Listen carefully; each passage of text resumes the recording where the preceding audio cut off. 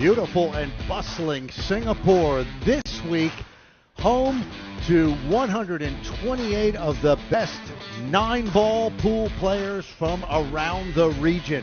We are coming to you from the Aspire Recreation Center here in the Lion City. And they'll all be competing for the title of TE Capital Nineball Open Champion. 50,000 Singapore dollars on offer with 128 players from 15 nations, from countries like the Philippines, Chinese Taipei, Vietnam, and of course, Singapore, all competing for glory this week. It's going to be a spectacular 3 days of the very best in nine-ball pool. Ted Lerner, joined by Eddie Rivera here in the booth at the Aspire Recreation Center. Eddie, very nice to have you here.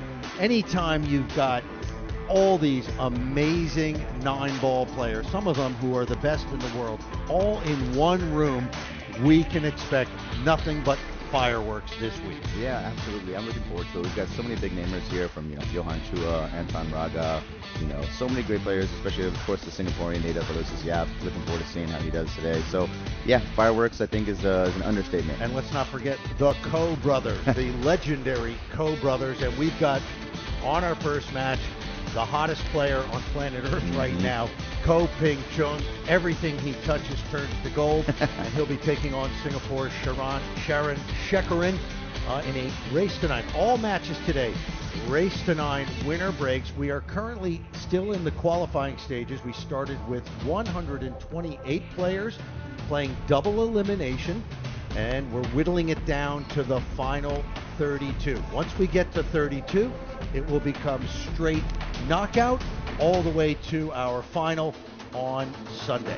So our first match from Chinese Taipei, Ko Ping Chung will be taking on Sharon Shekaran from Singapore. We're playing under World Nineball Tour rules. So that'll be 9 on the spot and winner breaks. Winner breaks, always an exciting format.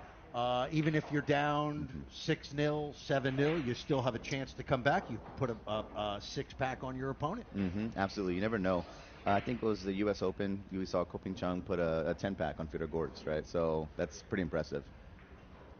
And Ko Ping Chung, who will be coming into the arena. There you see him right there. I would use the word diminutive. Doesn't look like a world beater visually, but this kid is just can't seem to miss. There's Sharon Shekaran, his first time ever playing on a TV table, so this is a big ask for the 24-year-old Singaporean. It was a funny exchange with Sharon before the match. Many of you may know at the U.S. Open a few months back, which is one of the majors in the world of nine-ball. And Ko Ping Chung ran 99 straight balls on Aloysius Yap. Aloysius Yap also, Singapore's Aloysius Yap, also one of the best players in the world right now. 99 straight balls. He didn't get one rack. So Sharon goes, all I got to do is get one rack on Ko Ping Chung, and I've beaten Aloysius. He's just ribbing Aloysius, because Aloysius is his good friend. Yeah, I don't think you need to tell us who's here in Singapore about that match. I think everybody here knows about it quite well, quite intimately. We watched it over and over. It was a heartbreaker to see Aloysius go down like that, but I mean, what can you do when Ko Ping Chung is shooting like that? What do you do? Just drop back and appreciate the incredible talent display. So here you go, right off the bat, that one ball that's what you have to look for. One going in the side, and he's got a shot on the blue 2. So this is an ideal start. Yeah, it is. It's a really nice layout. We don't see any clusters here. He's got it, like you said, he had a shot on the 2 right from the get-go. He's got a shot on the 3. Pretty nice layout for him. Tell us what you like about his stroke and the way he approaches his consistency. I mean, you can see it time after time, event after event. He really doesn't get flustered or put himself in any awkward situations. A lot of times you'll see players run the ball a little bit too far, or get themselves in an awkward situation. You really don't see that with Ko Ping-chung. His game is quite flawless. Of course, that means excellent control of the white ball, the cue ball.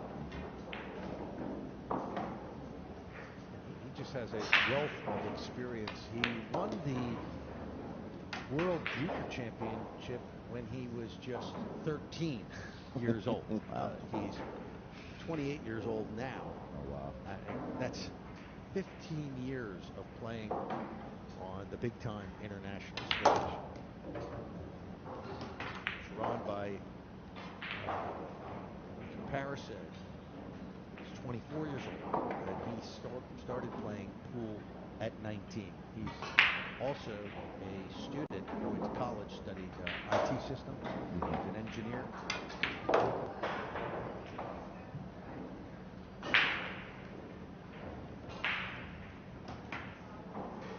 Absolutely ideal start for Ko Ping-chung out of the gate here. The winner of this match will move on to the final 32, which is the knockout stage. Of course, everybody expects Ko to be in there. Yeah, there you go. First rack underway and break clear for Ko Ping-chung.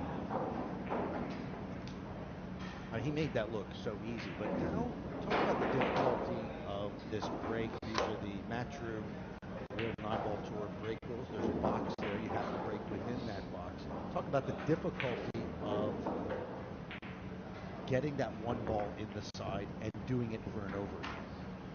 Well, it's funny because the rules have changed a little bit. As you mentioned, now we're doing the break box rule because players are finding a way to consistently make a ball in the break, and it seemed a little bit easier for them at the time. Now players, at this pro level, they're finding a way to make that one ball on the side. That's the thing. I don't care what you get, 10 ball, 9 ball, 8 ball, whatever it is, they will find Exactly. And Ko Ping-chung's break is very consistent. It's a little bit of a shock or a surprise if you don't see him make that one ball on the side. You see the referee there, he's racking on a template rack. Players are not allowed to walk down the table and look at the rack. You may have seen that in past years. That was always an effort to get a little bit of an advantage to see. That's how detailed these guys get. They can see if a ball is touching or not touching. If they see it's not touching, they know it's not going in a certain direction. These guys, this is what they do for a living, just like any other professional in any other sport in the line of work. And they know every little detail, all the minutiae of how to get that advantage. Exactly. So this layout's going to be a little bit more risky because looks like he's hidden behind the 7 ball, so he's not going to have a clear shot on the 2. We'll most likely see a push out here or maybe a kick safe. Got a little gap there between the 7 and 8. Our pool purists will appreciate the fact that we're back to using the old colors on the balls. Purple 4. The orange 5. Yeah, so we do see a push here. He's opting to give Sharon a shot on the 2 and see if he takes it or gives it back to Ko Ping-chung.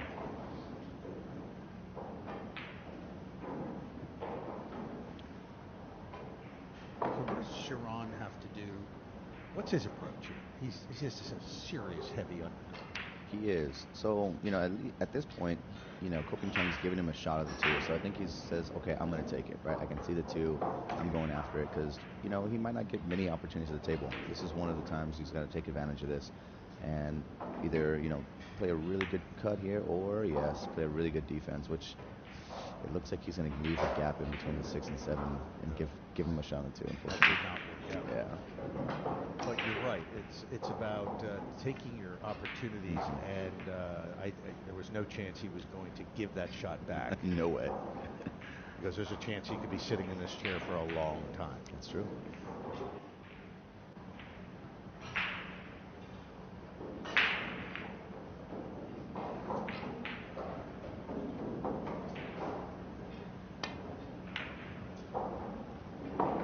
Look at that. He gets extremely lucky there. Yeah, they say sometimes it's better to be lucky than good, but wow, that's unfortunate for Sean. You know, he's not going to get many opportunities at the table, and one of these is going to be a kick, unfortunately. Well, even if he would have made that 2-ball, he would have been stuck on the red 3. So. Yeah.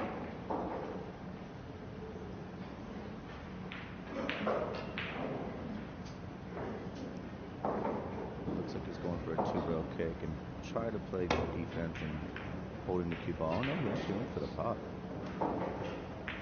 Unfortunately, left a gap and an open shot for the 2-ball from Coach Chung. Yeah, his safety play, Shekerin, is not going to be at the same level as Ko. As we said, Ko's been at it for 15 years. Yeah. And the Ko brothers, there's 3 of them now. This was little Ko. Now we have another younger. Wow, he missed that. That is uncharacteristic for Absolutely. little Ko. Wow. That's more misses than he had against the Aloysius Yap, right? In 2 frames, he's already missed more than he did in the whole match against Aloysius, right? Well, this is the first match that anyone's played on this TV table here in the Aspire Recreation Center. Everything's been on the outside tables up until this point. This is day 3 of this event.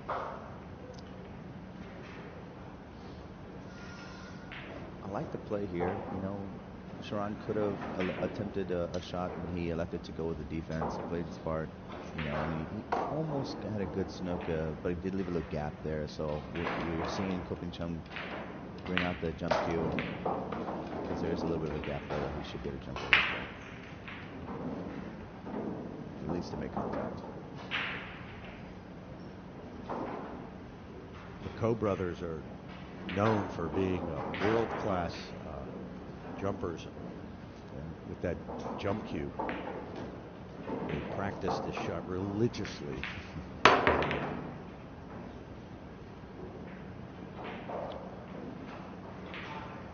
Well, he left it's good safety, but left a shot. This is going to be a very difficult shot. Coming full table off the rail. You know it is, but I gotta say this is the best looking you get if you're Sharon. You gotta take advantage of this when you can, you know, and just get a game on the board, right? So here's the opportunity to do so. After this 2-ball, it's a fairly clear rack. I really hope to see him putt this.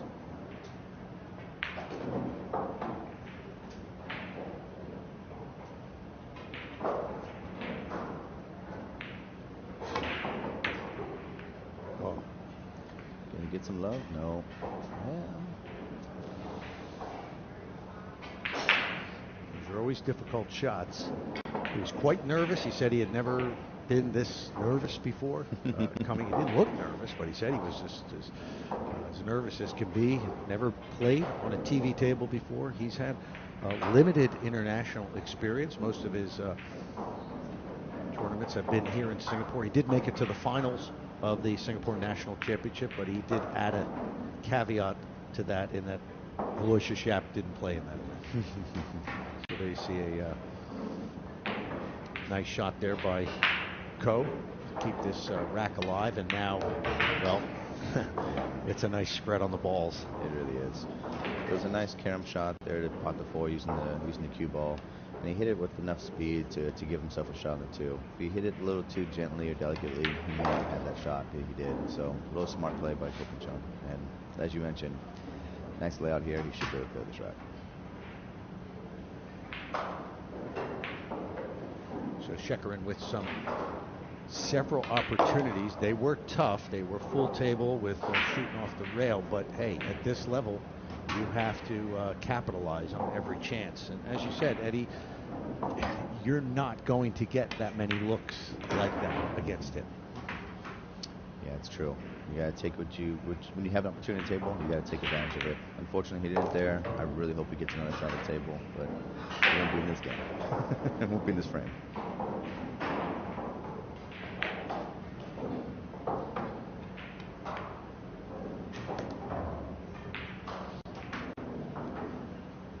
Ko's won $176,000 this year. Playing around the world. There's the 9-ball. He's up 2-0 now on Chekarin. Race to 9. It's winner break, so Ko will be back up to break in rack number 3. Yeah, his biggest win was the U.S. Open. Won $50,000 US. So that was just an incredible performance. Here we see the break shot again. There's that one ball. He's got that tracking to the side again. Some people might look at that and go, yeah, that's just like too easy. But there's a science to hitting that. Could you talk about how precise you have to be to get that one to move right straight into the side pocket? Well, you want to put the cue ball at the corner of the box. As you see when he comes to the table again, you'll see the cue ball at the same spot as it does every single time.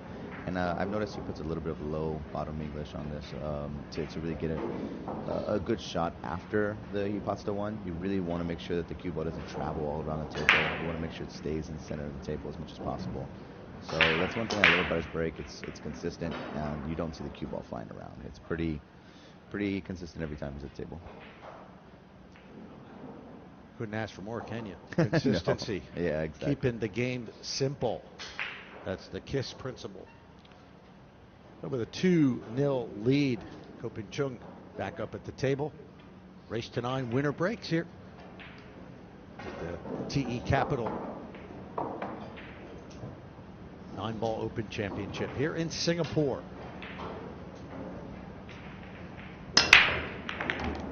There it is again. Yeah, exactly. Cue ball, about center table. He's got a shot on the 2. Can't ask for much more. And we should point out that only the 1 and the 9-ball are in a position, the same position every time. Everything else is completely random. We're not putting the 2 at the back of the rack. So we often talk about it in the sport of 9-ball. This break is the most important shot. Yes, you have to be able to pot balls, but it's such an advantage to be able to pot that one and get an open shot.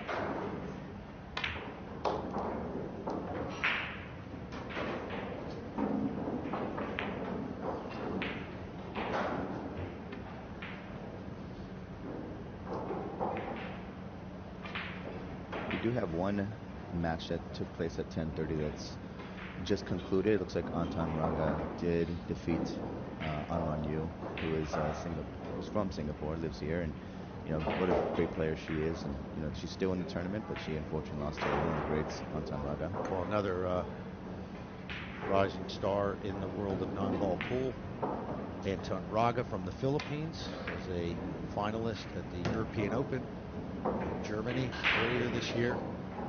And what a great match that was in the final. Very nearly pulled that off in a pressure cooker atmosphere.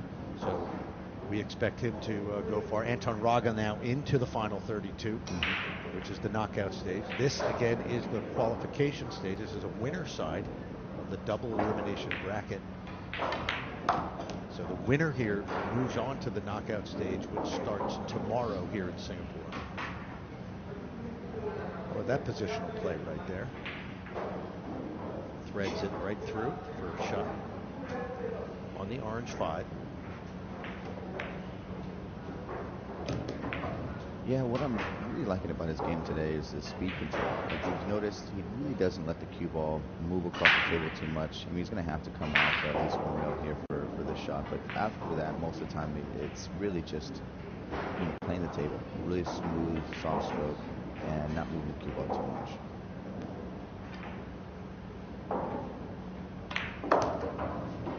Just like that. He ended up not going one rail at all like I anticipated. He actually just drew it back and gave him a little easy shot down the rail. So nice play.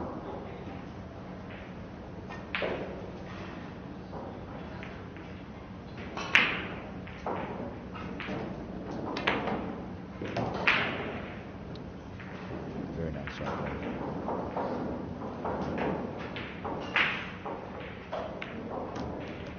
Yeah, the cue ball just barely moves. Doesn't really travel around table. It's really nice. It's a real lesson for amateurs out there. Absolutely. What to work on in the game. Keep control of Whitey. By that you mean the cue ball, right? Yes. Okay. Yeah. No, let's not read into it. It's All right, 3-0. That's right, 3-0, and Chekarin had a few chances to tie it up at one in that second rack and could not capitalize on those open shots. They were difficult, but again, you do not let those opportunities pass by against a great, and we mean a true great of the game in Ko Ping Chung. Another update from a match on table 25. We got Emmanuel Delgado playing on win, and it was 6-6, and it looks like Delgado just edged ahead now 7-6. So that's going to be a good battle we're seeing there. Emmanuel's playing some great pool, beating a couple Singaporeans, David Bala earlier, and not Singaporean, but Sam Banerjee played earlier in the first round and took him there. So it's been a good match so far for Delgado. Let's see if he can pull it out against Unwin. So if you'd like to keep up to date on our all the action going on here at the Aspire Recreation Center, we've got a number of tables in action right now. Go to digitalpool.com and click on the TE Capital Nineball logo. You'll see it there right on the front page, digitalpool.com, and that is where the live scoring is happening.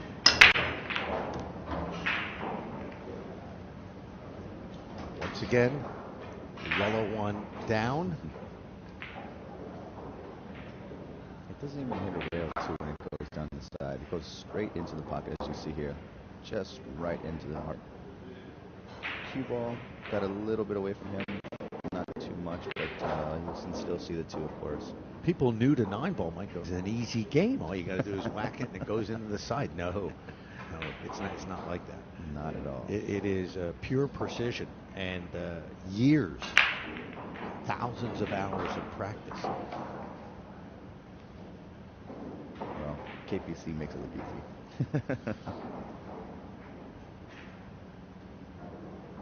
He's clearly in that zone, that rarefied zone that we often talk about in sports. You say, oh, the player's in the zone, you know, where it's just everything is just seems to be easy. Everything works out for in your game. You get all the rolls. Got a little roll there. Two ball went down. Now he looks a little disappointed with the shape on the three ball, probably because it's not going to be an easy move to four, but let's.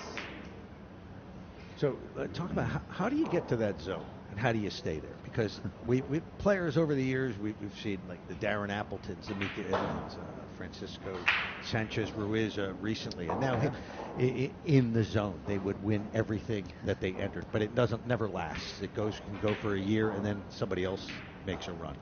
How do you get there? How do you stay there? Well, I think the second part to your question is actually the more challenging one. Is how do you stay there? Right? You know, I think as you mentioned, a lot of these players can get there, but then there's always another player coming up, right? There's always somebody younger, hotter that's coming up and giving you a challenge. And I think the toughest part is once you have that loss, just get over it, right? You know, move on. You can't be sulking about that loss. You got to just say, okay, it's in the past. Next match, and stay in that zone, right?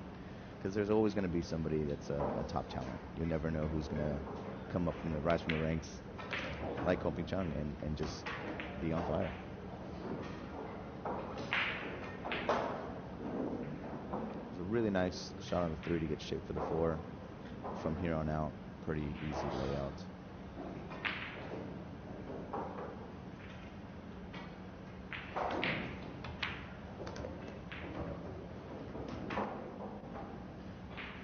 Got an angle on the 6 to come back down table for the 7.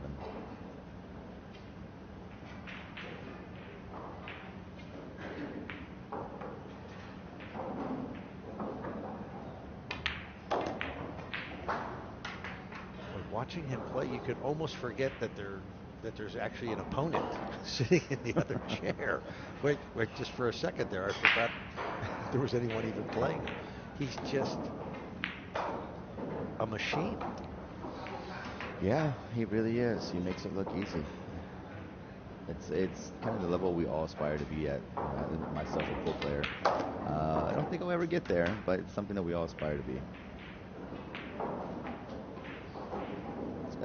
little bit of an angle on the 9, but I think he'll be just fine. As he is.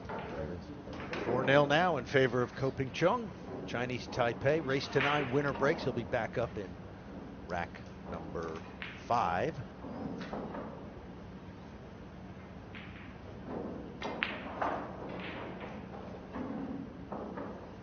You're watching the TE Capital Nineball Open Championship.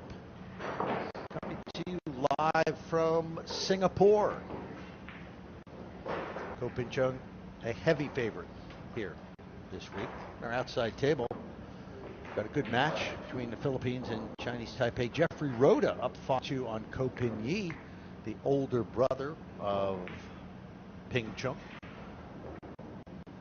And a great, in his own right, world champion, multiple world champion. Yeah, that's a bit of a surprise at the moment. You know, Jeffrey Rhoda must be playing really strong. 5-2 on Ko Pin Yi. Wow. Large contingent from the Philippines here this week, and always so many great players in the Philippines. Guys that nobody's ever heard of. Who, you know, you go into a pool hall and the guy who's mopping the floor is probably a world beater. Yeah, you don't want to go to the Philippines and just gamble off somebody off the street, because you never know who you're going to run into. Well, yeah, I mean you do and you don't. I mean, I've known guys like Darren Appleton when he was coming up into 9-ball out of English 8-ball. He basically did a 4-month apprenticeship in the Philippines and played money games every night. And you know, he took his lumps, but he also dished it out. And I think he came out. There we go.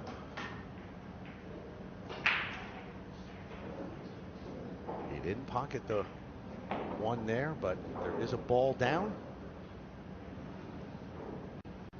That's all that matters in 9-ball. You keep shooting if you make a ball.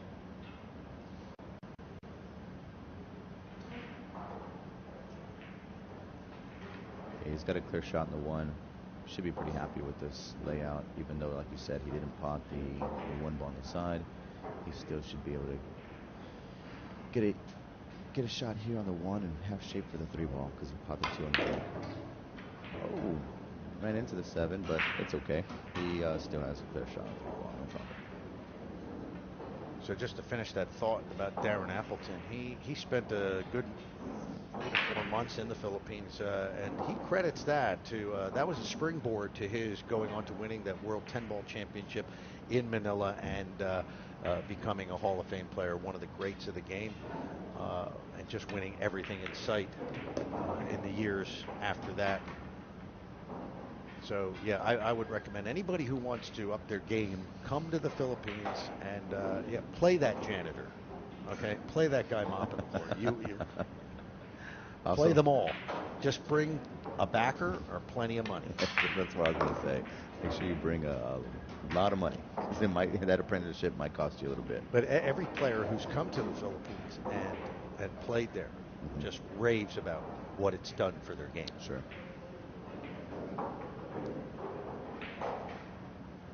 You know, playing the money games actually does elevate your game, right? It's that added pressure that you have. You know, I can't lose this match. I've got, you know, X amount of dollars on the line here. I can't lose this. You know, so that extra pressure does help your game, especially if you're a tournament player. You know, playing for a few dollars isn't a bad thing. I think it can be pool. You know, back in the day, had this, you know, back alley, back room kind of, you know, negative connotation to it, but it really doesn't anymore. I think that's kind of getting out of the way now. But, you know, playing for a couple dollars, like I said, doesn't necessarily mean it's a shady thing. It just kind of helps elevate your game a little bit. Yes, absolutely. That was a nice cut shot there. Beautiful. The orange 5, so now on to the green 6 ball. That opened up the table nicely. Cruising along, Ko Ping Chung.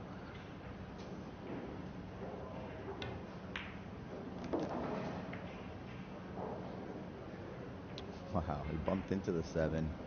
Ends up pretty much perfect on the 7 after that shape. Oh, that was nice.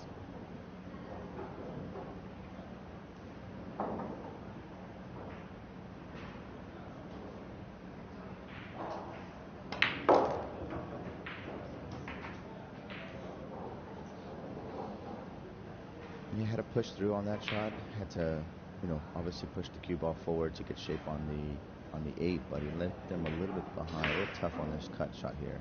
He's gonna have to make this and have the cue ball down table, come all the way back up. Yep, exactly.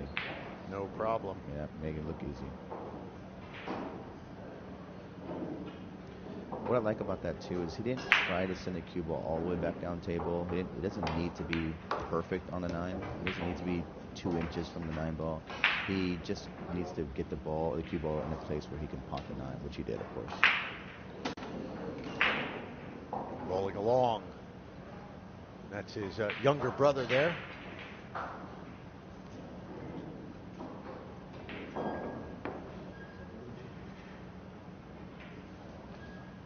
You mentioned the Philippines earlier. We got a match completed on table 2. Looks like Jeffrey the Bull de Luna was playing against Singapore's WNT. Unfortunately, he took that one 9-1. Sorry, Singapore. So de Luna into the final 32 here in Singapore. Another match concluded as well. So the Philippines' James Aranas, 9-4 winner over Jessica Tan of Singapore. So Aranas into the final 32. This final 32 is going to be really good. It is. So all matches today, we've got the winner side in this round. Our next match will also be a winner side match. So all winners will move on to the final 32. Then we're going to do some loser side matches, which in the double elimination means that the loser of that match will be out of the event, and the winner will still have to play again. So still qualifiers today. Tomorrow, our first round will be the last loser side qualifier. Then we will commence with our knockout stage, single elimination knockout. Well, there we had a battle of Chinese Taipei. You saw Ko Ping Han, that was the younger brother of Ko Ping Chung, handed some chalk to Ping Chung. He just lost to Chang Yulong 9-1. Chang Yulong, another fantastic champion. Absolutely. Out of Chinese Taipei. So, and a veteran. So he's into the final 32. Are you getting the picture now, Eddie? It's starting to heat up already. This final 32 is going to be super entertaining. Absolutely. And like you mentioned, there are several Filipino players that are already in the final 32. And so it's going to be interesting to see who's going to be the top Filipino player. Who's going to be the one that has the bragging rights against El Salvador. Yeah.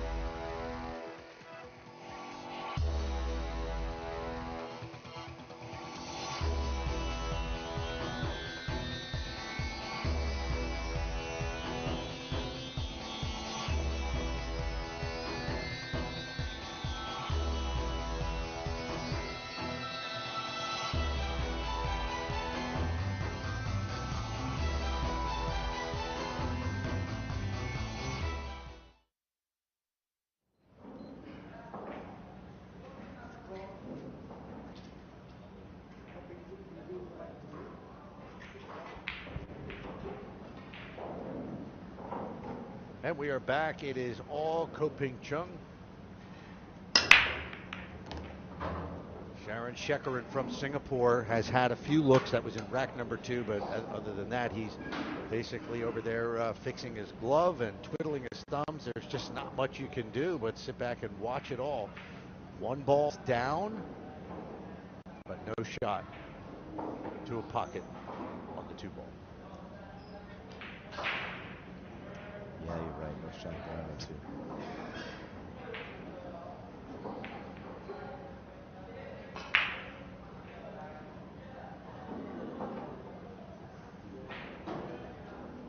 You can see the 2. He's got a sliver. Oh, he could have made that. Oh, he could have, yes. Well, now a chance. We get to see Sharon. All right. Ice cold, sitting there for 4 straight racks.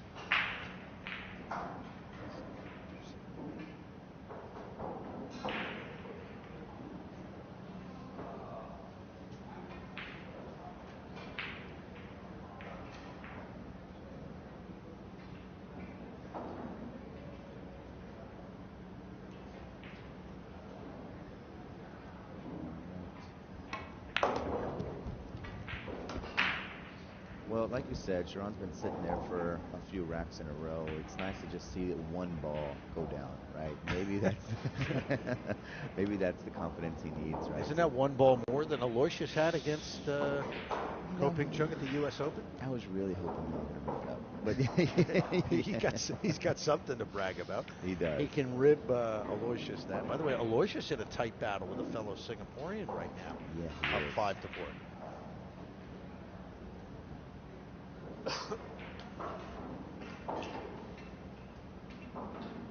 So why Sharon's taking a little extra look at this is just because, you know, the cue ball shape for the 4 is not going to be easy. It's a little tricky here. Let's see how he plays this through. Wow, I like it a lot. He elected to go for the bank shot instead of the more easier shot on the cut. Nice, Sharon. Like I said, maybe it's just a matter of seeing the 1 ball down and more confidence comes up from there. That was a confident shot there. Yes, indeed.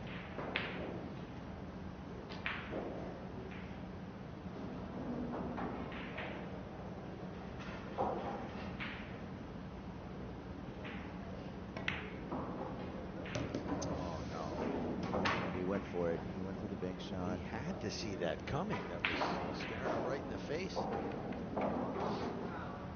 Well, maybe just a little bit of nerves there. Yeah, I'd like to see him have that one back and rethink that shot a little bit, but that's okay. I think you're right about the nerves. He talked about that before the match, how he had never played on a TV table before, and here he is playing against the hottest player in the world right now.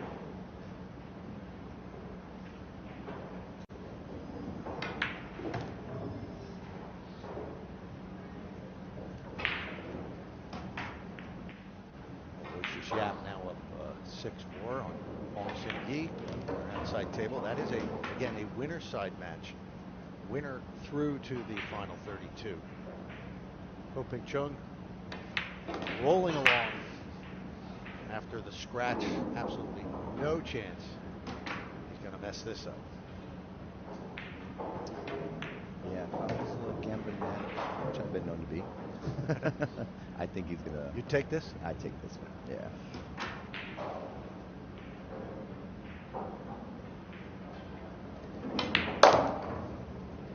6-0 now in favor of Ko Ping Chung, taking advantage of the scratch by Sharon Shekaran, Singapore, current U.S. Open champion.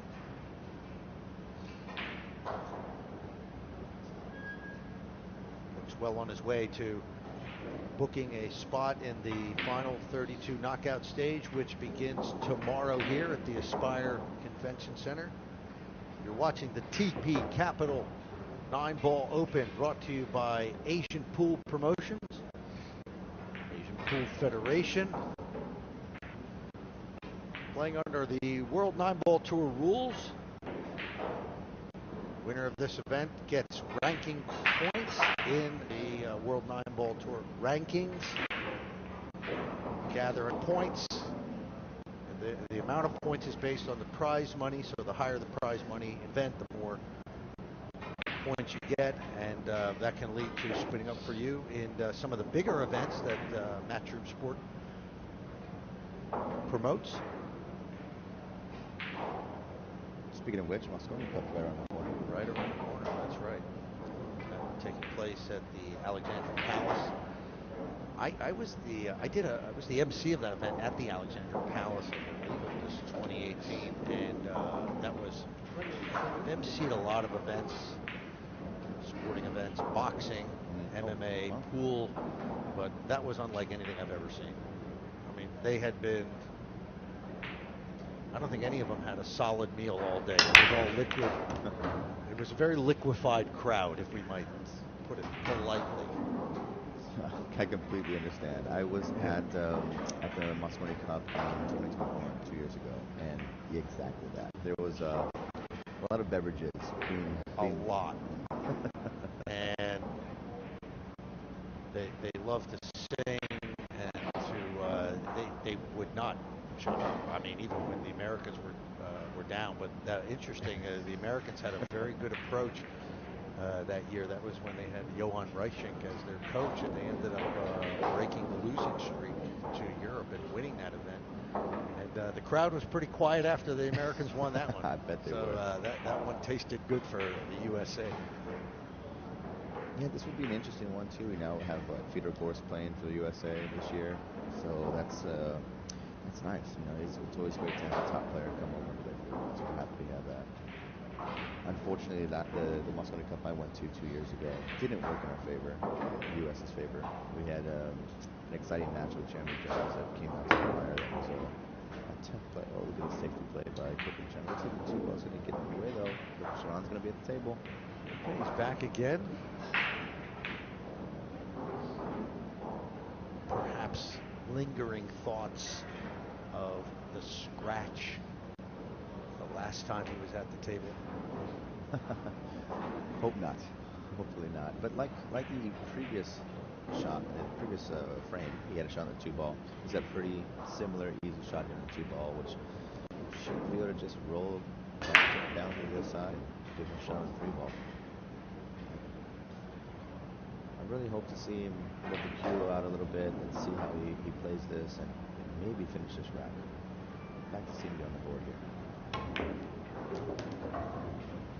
Well, that was nicely done. He's got another cut shot here. Yeah, you know, it was, I don't want to say nicely done, because he did let the stroke out a little too much, or maybe not enough, right? Because he came on the left side of the table, as you can see, where he really now has to go all the way across the table to get the 3-ball in, but also come back down to the table for the 4. And this isn't easy. This isn't easy. It's a very missable shot. I mean, heck, I think I missed one like this the other day, so very missable.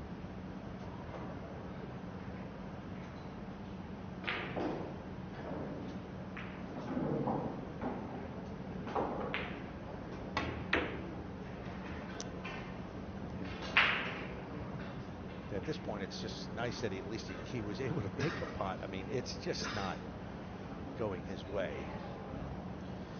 Yeah, but one thing I love to see about pool players, and especially here in Singapore, you know, you saw him give a little bit of a nod, and hey, I'm sorry, I apologize for the shape of the unfortunate leave that I just gave you, which is just good sportsmanship. We see that a lot here in Singapore, where, you know, he missed the ball, and he unfortunately didn't give, or fortunately for him, but didn't give Kobe Chung a shot here in the 3, or not a good one at least. And so he gave him a little sportsmanship nod, saying, "Hey, I'm sorry about that. You know, it wasn't intentional. Sorry." Right? And it's something we see a lot here in Singapore. I didn't see that very much in the U.S. I'll say that. Yeah. What a hit! What a hit here by Kobe Chung. Yeah, great safety there. He's just at another level here. This is it's something to watch. But obviously, Chekarin not anywhere near Kofi Chung's level? Well, like you said, Ko Chung's been playing for over 15 years, and Sharon just about 5, right? So there's just a huge difference there. But he's got a shot here, maybe at a 3-9 combination. He's doing the jump. I love it. I think it's not every day you try this combination, but heck, 6-0. He went for it, I think. You got nothing to lose when you're down 6-0. Why not give it a shot? Trying to make something happen.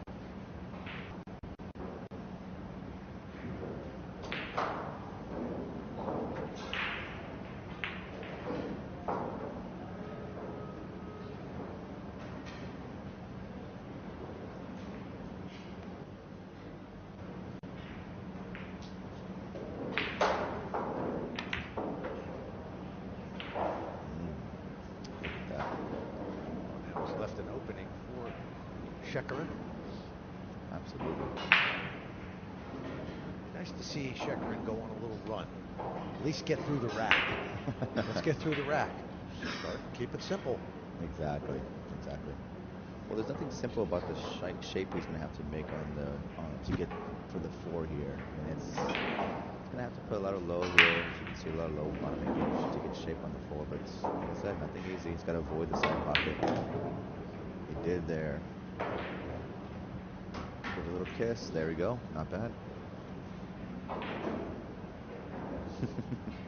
He doesn't look too thrilled with it, but at this stage, he's got to be happy he's at the table.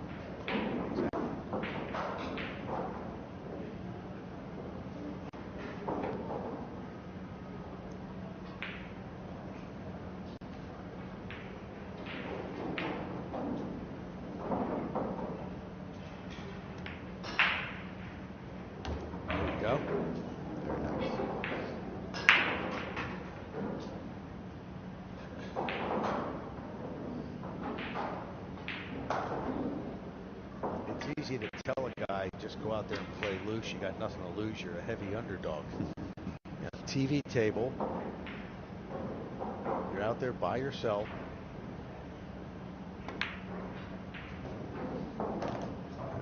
You're in your home country.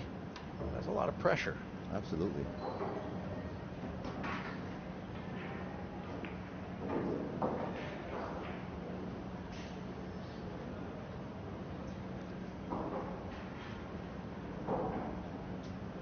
Nice layout here, though, for the 6, 7, 8, 9. It's going to feel good if he can get the 8, 9 down. I'm sure he'll feel a lot better about getting one on the board. He talks about Aloysius Yap being his mentor, hero.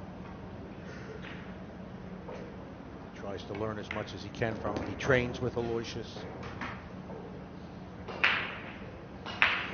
Okay, but at the same time as playing Nineball and wanting to be on the circuit, he's also studying to be an engineer, an IT systems engineer.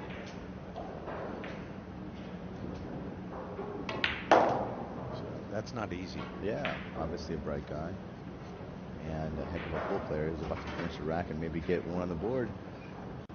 Come on, Sharon, I'm rooting for you.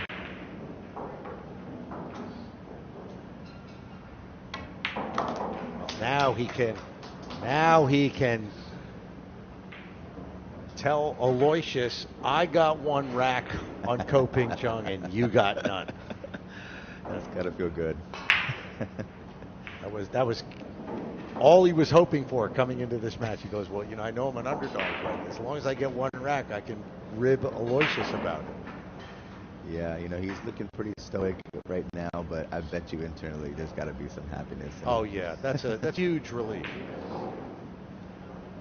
And good for him because he in the last rack he had the scratch, and it's very easy to get filled with negative thoughts and to get down on yourself. And again, in this pressure situation that he has never competed in before. So good for him. He's got rid of the goose egg. 6-1 now in favor of Ko Ping Chung, but it will be Shekaran at the table in the winner breaks format in this race to 9.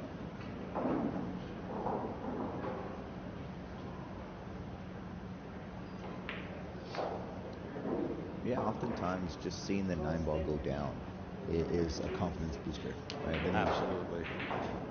So let's see. Maybe he can rattle off a break and run here, break clear. Let's see what happens. Well, it's the first time we've seen him break. Kopachuk won the lag.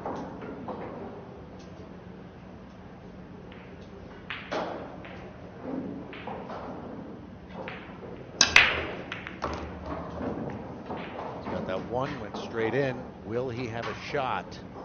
He does on that blue two, but it's a long one, and we've seen he's had problems with this shot early in the match. Shooting off the rail, full table. Ball almost when it was shooting towards the side. Oftentimes you see the cue ball come off the rail and then kiss into the 9 like it did right there and shoot it into the side pocket. Nice one down.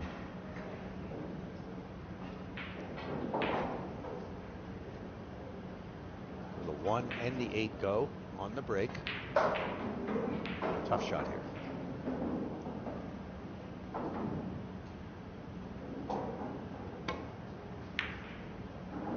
He goes for the cross table bank. Amazing. Fantastic. There we go. Now he's got some confidence. That was a heck of a shot. That was done with a lot of guts there.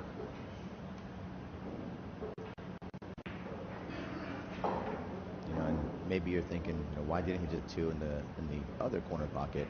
And it's because of the shape of the 3, right? If he would have made the 2, it would have been very difficult to get shape on the 3. Wow, and now he plays a 3-7 combination. He's just brimming with confidence at the moment. He is, and he's what's good is it's good to see him be able to show us his talent. Talent, and we said he studied to be an IT engineer, but he also said his dream is to play in international events. He's played in one international event, the Puerto Rico Open. That was last year, and he did not do well in that.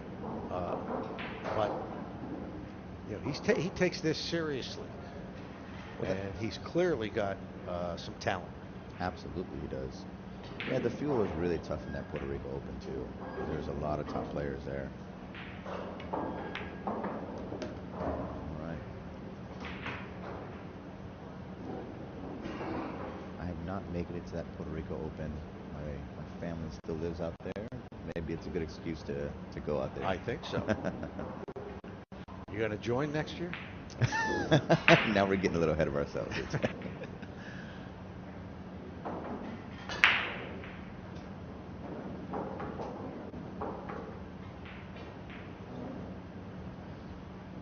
I like it. Sometimes as a player, when you're down on a shot and something just doesn't feel right, just get back up. Don't shoot it, don't stroke it, just get right back up and rethink the shot. This is a big one, right? You want to make sure you get this one done right. He does. Can he get a little kiss off the stick? No, he doesn't, but he's got a shot still. It wasn't exactly the shape he was looking for, but still very, very potable. He's tall, so he can reach this. He's going for the extension. Yeah, as tall as he is. Well, that's better than going for the rest. It's true. But I really like the way he's being a little bit more methodical here in this rack, right? He's taking his time. Like you said, went for the extension. He didn't rush the last shot.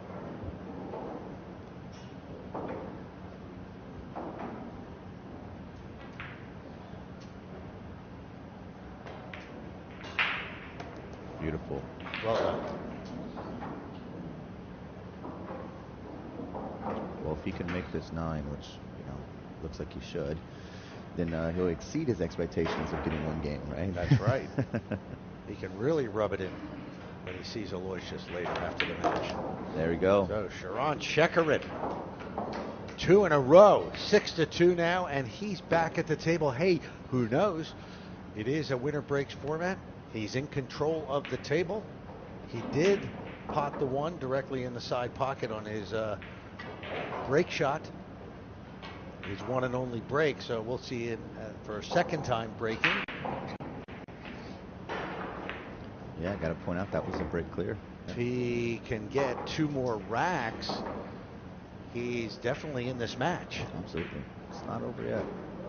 I mean, that shot you just saw right there, the 2-ball cross bank, was just a thing of beauty. It was really nice.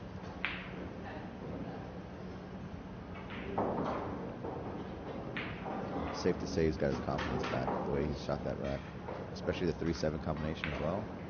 Really nice. One of the top players in Singapore at the moment, 24 years old.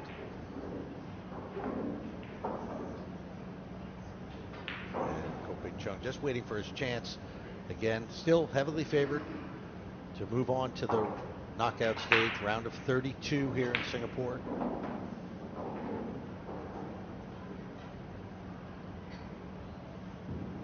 You think Ko Ping Chung's thinking about lunch, or he's got something on his mind right now? He wants to get back up at the table. That's probably it. That's probably it. Let's see. Hopefully Sharon can rattle off another break good here. I'd love to see him get back in this match. Well, that would be exciting.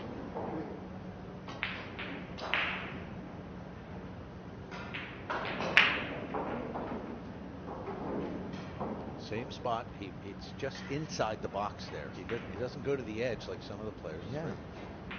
But 1.5 inches in. This is where he broke last time. The 1 ball went straight in the side pocket. Not this time, but the 2 ball goes down. Oh, the 1 goes up table. Let's see, the referee is blocking our view here. He's got a shot at the 3. It's open. The 2, the 6, and the 1 all went down. Another solid break. Yeah, you'll take that. 3 balls down on the break.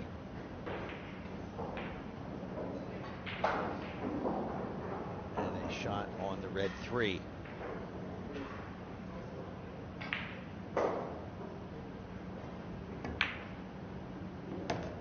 That was a confident stroke. He had to bring that all the way up table to get shape on the 4.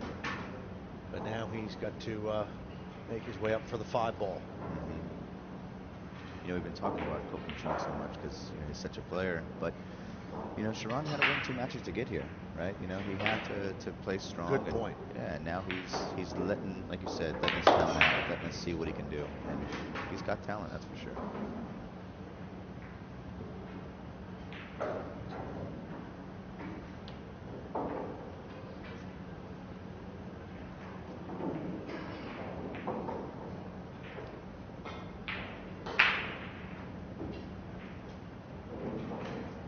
Looks like he might be a little straight on this 5 ball.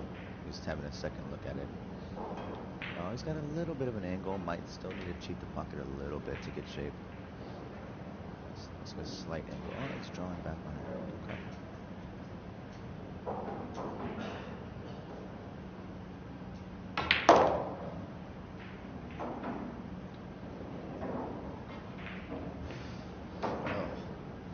That's a confident stroke. Yeah, he had to let the stroke out on that one to get back on the 7.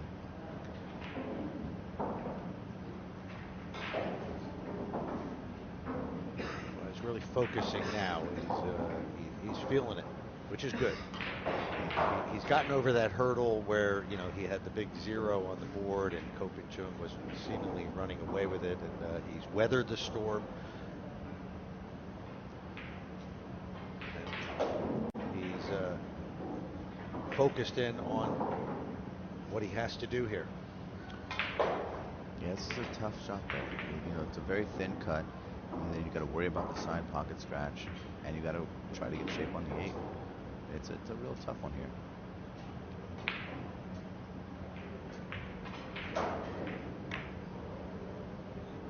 Get in. There we go. Look at that shot. That's every shot is a confidence builder. Well, that one really was a thing of beauty. Like I said, he had to avoid the side pocket. He came away with 2 rails to get shape on. Actually, 3 rails to get shape on the 8. And he's got the angle he wants to get back on the 8. So that was really nice.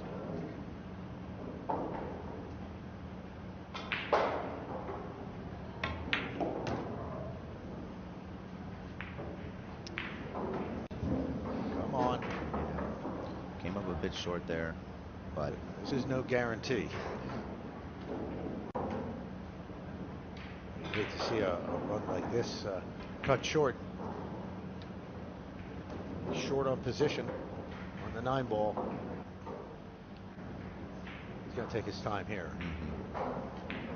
This is huge. Because if he misses this, the match is pretty much probably over.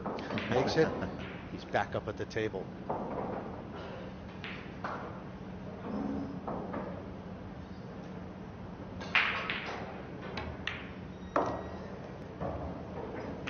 There it is.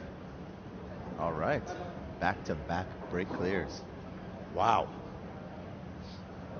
He rides that wave. It was a bit treacherous there at the end, but he is still standing and will be breaking. So Sharon Shekarin with 3 in a row. He was an afterthought for 25 minutes.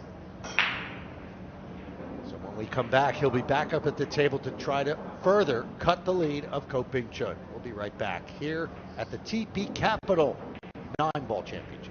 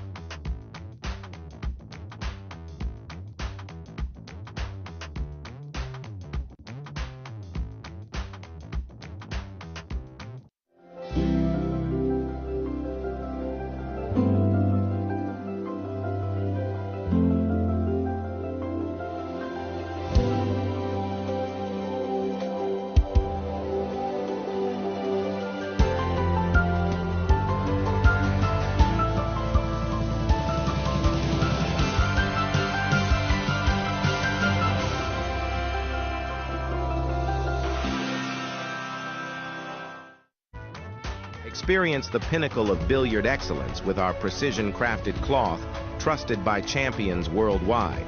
Engineered for flawless play, it's the surface that elevates your game. From professionals to enthusiasts, discover a world where mastery meets innovation. Explore our range of colors and textures to express your unique style. Elevate your game with us. Visit our website today at www.cpbabrand.com.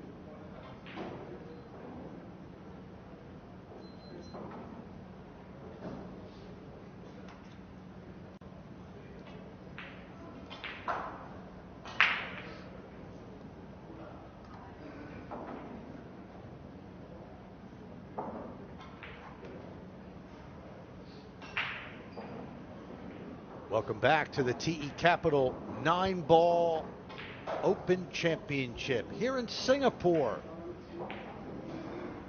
We're in the qualification stages, trying to figure out who's going to be in the final round of 32. This man right here, Sharon Shekarin, was down 6-0. He has won 3 in a row against the hottest player on the planet, Ko Ping Chun. You'll see sitting there in his chair on the left side of the screen. So some really good shot making, confidence displayed by Shekarin.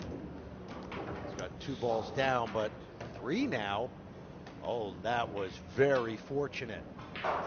That 1 ball goes down. He would have been snookered there. Now he's got a shot on the red 3. Yeah, you said it. Very fortunate. He's got to be thinking now, maybe the pool gods are smiling down on me after a disastrous scratch early in the match.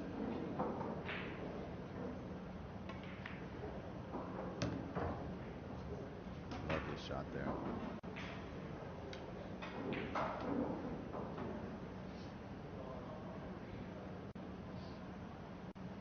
Sharon's just playing with confidence. You know, he's doing really well, taking what the table gives him. Love it. I'm really happy for him the way he's shooting right now, and let's see if he can break off 3 break clears in a row, maybe. Yeah, that would be an accomplishment in and of itself. Absolutely. To be able to put Ko Ping Chung in his chair. Sit down and watch the proceedings unfold. He's usually the one doing it to other people. Huh? That's right.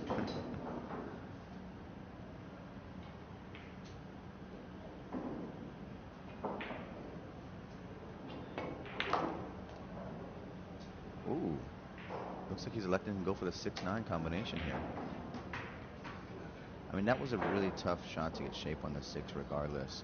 He was on the rail. He had to use a lot of top spin to come off and you know, even have a shot here. And now he's playing for the 6-9. This is never a guarantee when you do combinations. Tight pockets, 4-inch pockets, but it is laid out right in line with that pocket. Oh yeah, oh yeah. Look at Sharon that. Shekaran, 4 in a row. Wow. I mean, we were talking about he at least gets 1, and there's no more embarrassment, and he can hold his head high, and he can rib Aloysius Yap because he got 1 rack, and Aloysius got none at the U.S. Open. I mean, that was the talk earlier. Yeah. Now he's right back in this match. Absolutely. And he's breaking. Winner breaks format. Wow. Now look at him. Calm as can be. Well, you're not going to see much emotion out of this guy. That's true. Still heavily favored to win, as you would expect. One of the top players in the world. What a great showing here. This was the break, and this was the fortunate roll here. The 1 going in the pocket. Otherwise, he would have had to do a push out, play safe.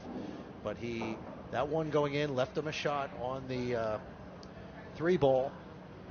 But hey, going for the combination?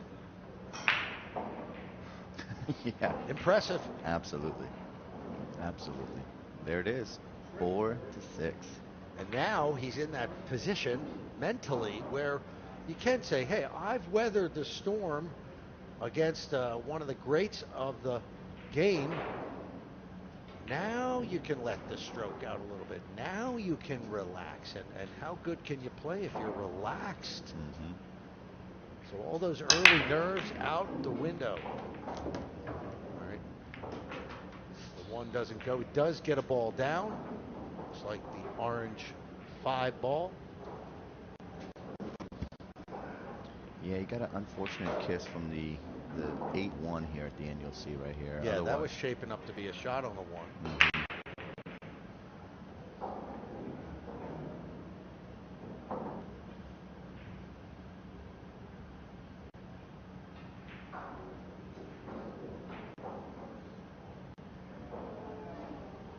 This is a different side of the game here.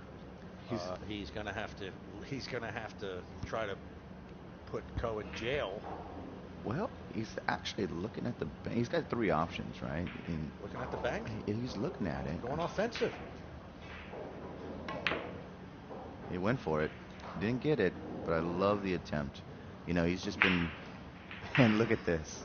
Well, he ends up with a safety. Yeah. Ko can see this. You like offense there? Well, I like it just because he's broke clear 3 racks in a row. He's shooting well. you sometimes when you're shooting that good, you don't want to you let your opponent even back at the table, right? So I like the confidence in it. He's been shooting some really difficult shots, and he's been potting them. So I kind of like the idea of just, hey, go with it. Keep running the racks, keep playing well. Okay. But that's just me. So we knew safety was coming there. And I gotta say, I really want to call out that it's not often that Kopenieuw sits for a couple racks and then, he's been cold for a little while. Yeah, that was not the best safety right there. He left that shot open. Not sure that angle doesn't appear to pass, but hey, he's got to look at it. That's the key.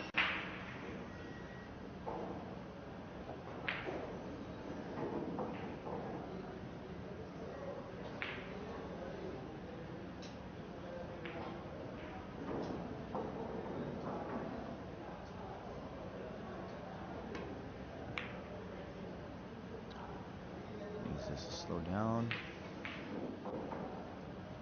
Yeah, we'll take that. Yeah.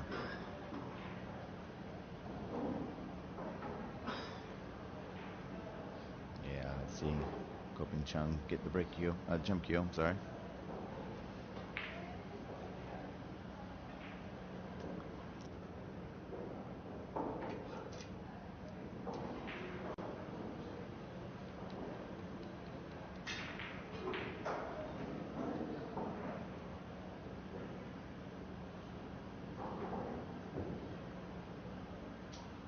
Seen he's pretty good at this. Jumping.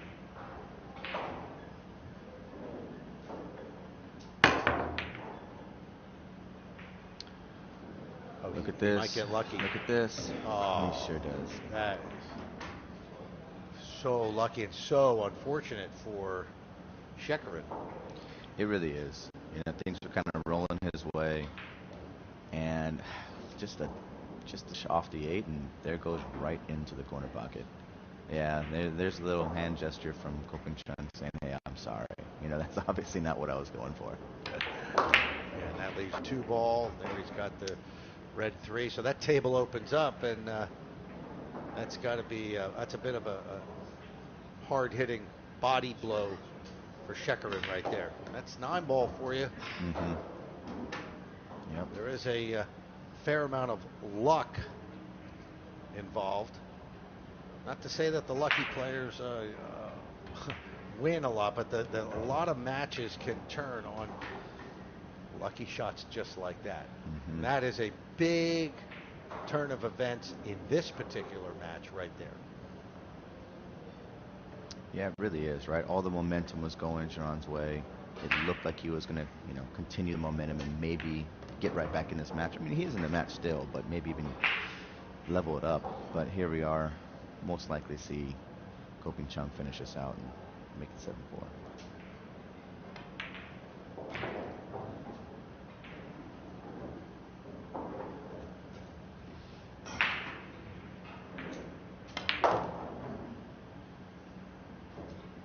Outside table, we've got a hill match between Luong Doc Tin of Vietnam and Singapore's Joel Lai, 8-all.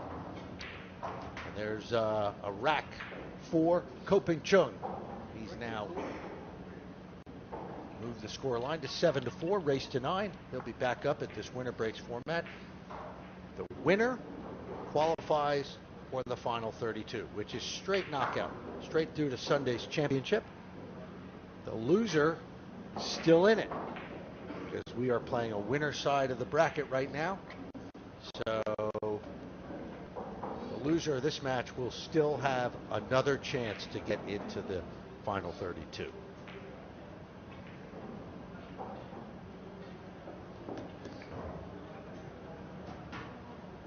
If you want to keep up to date on all the action here at the Aspire Convention Center, Recreation Center in Singapore, go to digitalpool.com and click on the TE Capital 9-ball open, and you will have all the live scores, absolutely live, and you can keep track of your favorite player. 128 plus started here in Singapore from 15 nations, the very best of 9-ball pool in Asia. Yeah, we have a match on table 26 that's concluded. It was a really tough battle. Jeffrey Rhoda and Kopini, but Kopini came out on top 9-6. Jeffrey Rhoda was up. He was up, I believe, 6-4, maybe 5-4, and Kopini doing what he does best, coming back and taking the win. So Pinyi's, rather, Ping Chung here, his older brother Ko, through to the final 32. That's a dry break. Yeah. Wow. Hello. Very uncharacteristic. Nothing down for Ko Ping Chung, and that brings Shin back up to the table.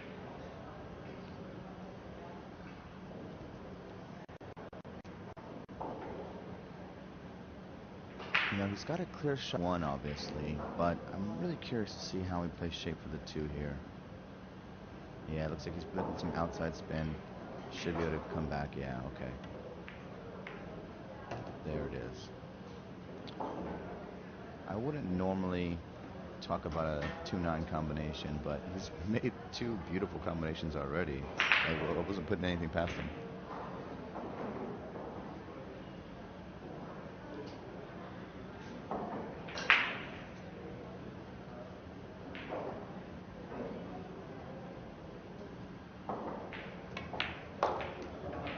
Beautiful shot there.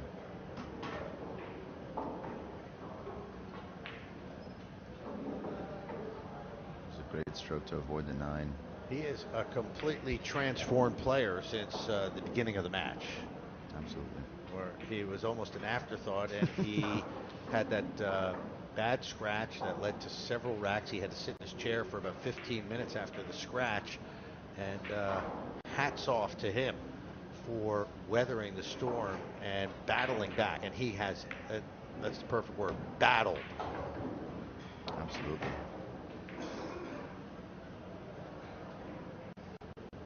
Making a very good account of himself against Ko Ping, who is the hottest player in the world right now.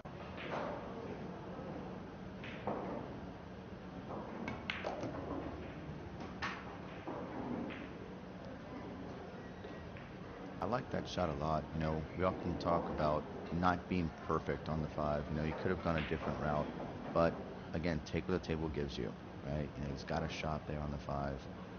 Doesn't need to be perfect, just needs to be makeable. He has missed several of these, but we must point out that some of those shots he was up against the rail. Sure. This one he's out, the cue ball's out in the open. So he's certainly got to be more comfortable with this.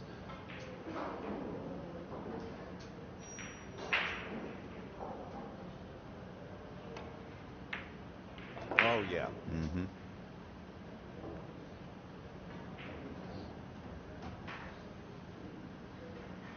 Yeah, definitely an easier shot than like you called out, but I gotta say this just looks like a different Sharon we're seeing now as well. Totally different. Yeah.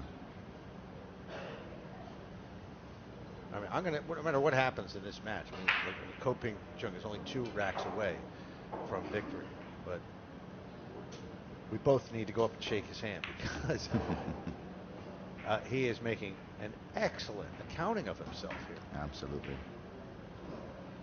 How about this as a confidence booster for his game going forward in his career? Absolutely, yeah. This is his first time ever playing on a TV table. Had to let the stroke out a little bit there. Came up a little short. Obviously still has an angle for the 8 ball, but wanted to be a little further down table. Yeah, this is not easy.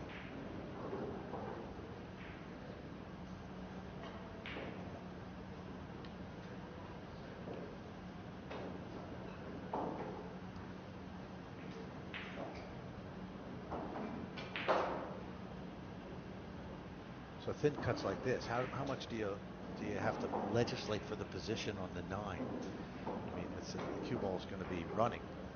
It will be, yeah. It's a funny thing, shots like this, sometimes, oh no.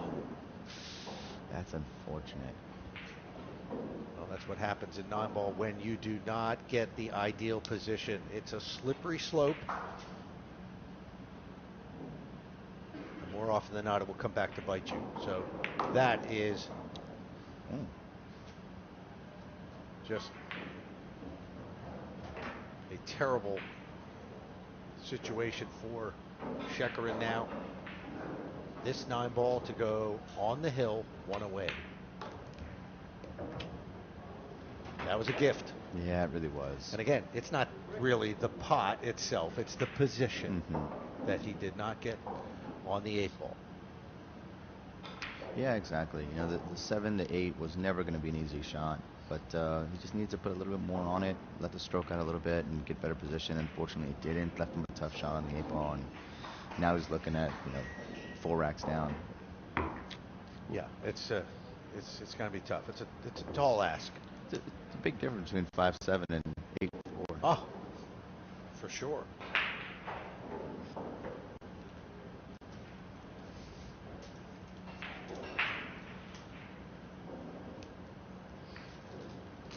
There you see some of the highlights from this rack. He was playing well, battling through it, but you'll see coming up, he lost position.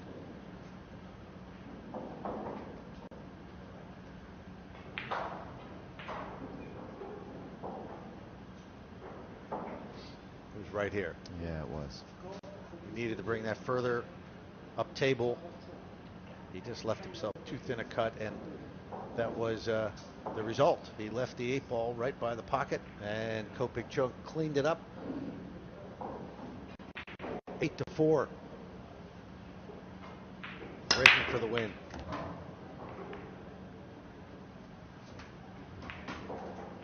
Well, he made the 1, but he does not have a clear shot on the blue 2.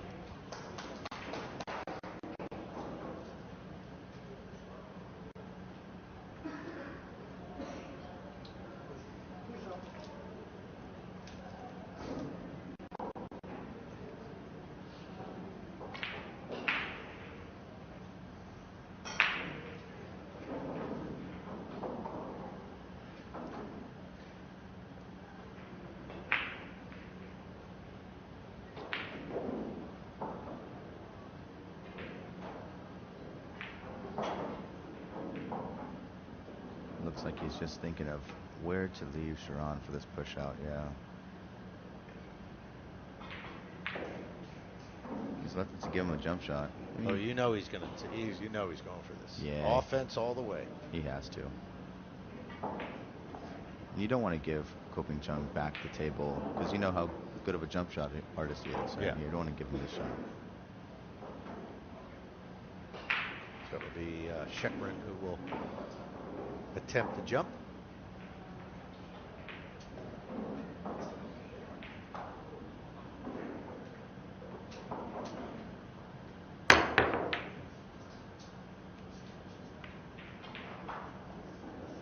Oh, that's a good leave. Okay, did not leave anything open to a pocket, so fortunate there.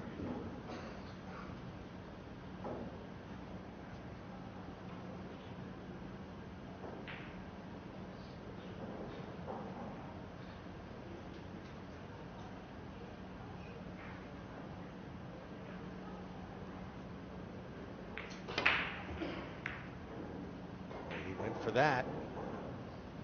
Oh, he's going to get a very nice leave.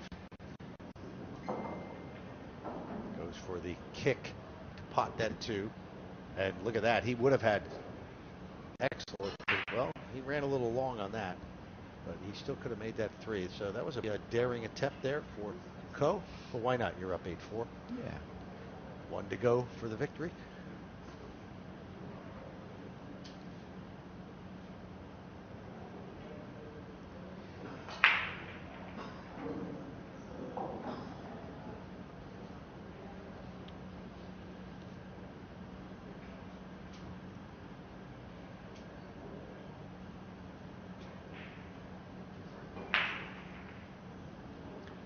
He's taking extra time on this, which is great because this is not an easy save. You know, with the 6-ball sitting in the pocket, it gives another opportunity or an option for Ko Ping-chung when he gets back at the table. Yep, he likes to use a 9. I like it. He can still, looks like he can see the 2, but doesn't give him a clear pot.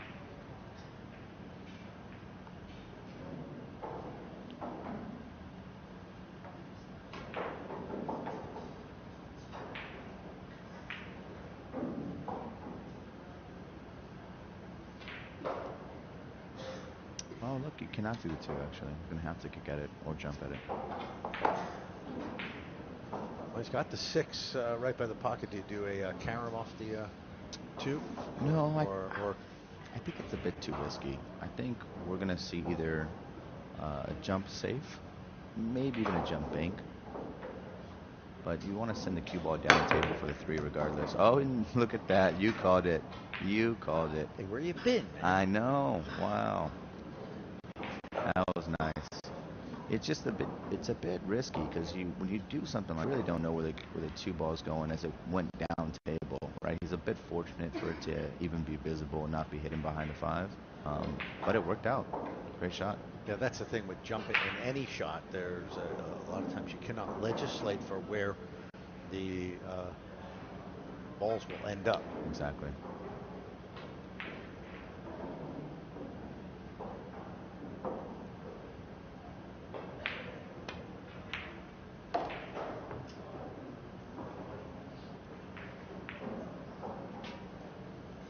All right, so nice pot there. On that 2, he set up the 3 ball. As you can see, the red 3.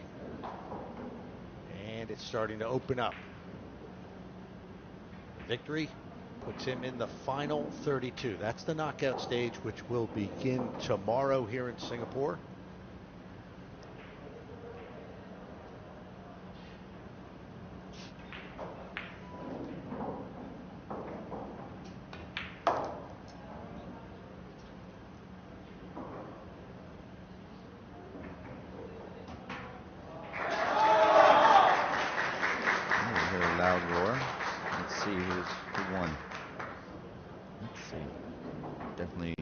Some tight matches we're seeing right now.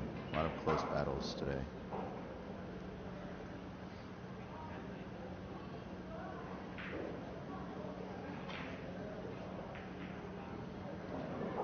Code just triple checking. Oh, that was a huge mental error right there. Yeah. Wow.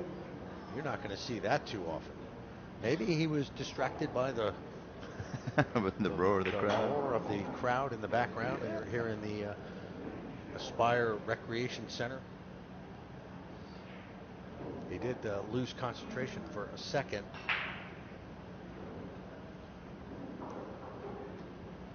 So another opportunity here for Chekrin.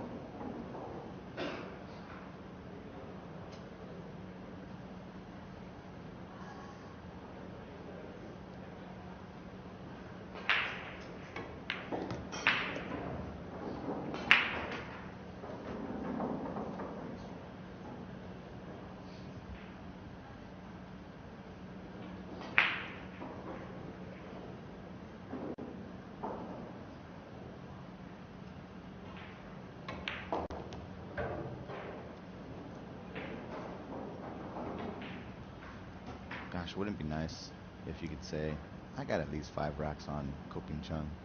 You know, that'd be nice. Let's see if we can clear this 7, 8, 9. And it's far more than Aloysius Yap got on. So. Go there, huh? Yeah. He's the one that brought it up before the match. He did. He's the one who mentioned it to me. He goes, all I want to do is just win one so I can tell Aloysius I got 1 and you got 0. It is bragging rights. Yeah, we're talking about at the U.S. Open when semifinals earlier this year. Koping Chung won that event, and then the semifinals just blew out Singapore's Aloysius Yap. Well, since we're talking about made 99 straight balls. He did. Since we're talking about Aloysius Yap, I think it is worthy to note Aloysius did win his match today, and he is on to the next round. Yeah, he's in the final 32. Yes. So he can take the rest of the day off. Now here, long 9-ball. This will make it 8-5. And it's a winner break format, so very much alive if he makes this 9-ball.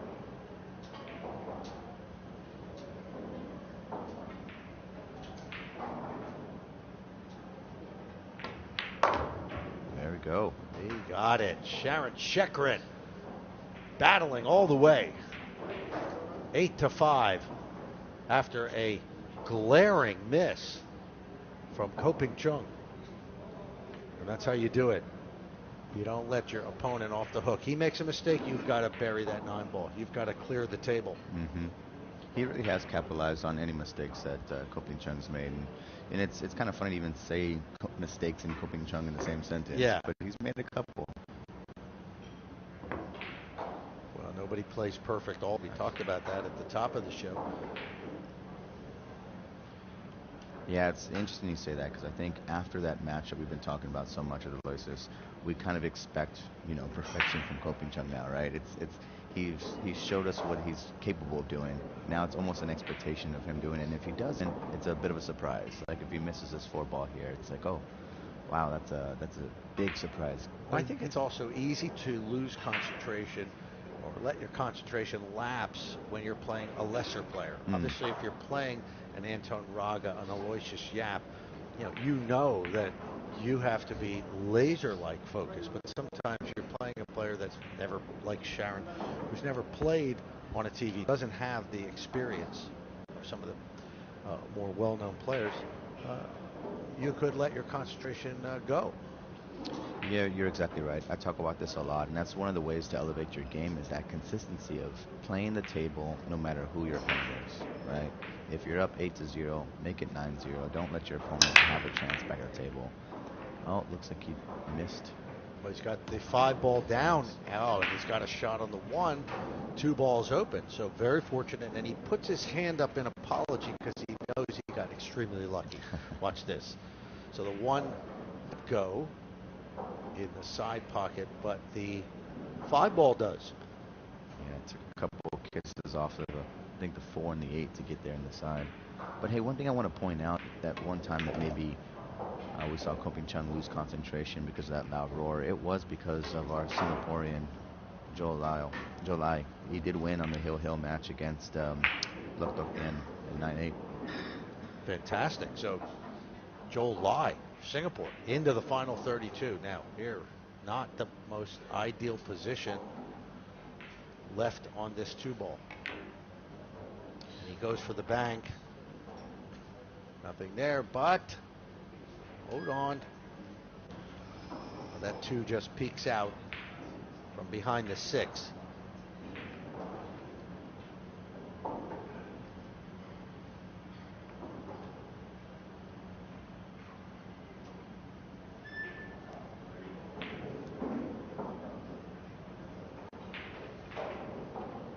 Maybe someone's wondering, why didn't he cut that shot?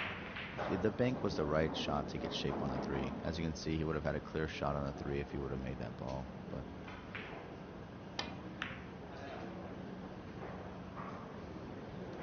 that was not an easy shot, but he's left it open. Yes, this is going to be difficult, but you're going to play with the big boys. You have to make these shots right here. This will get him. If he can get through this rack, he's right back in it. Absolutely.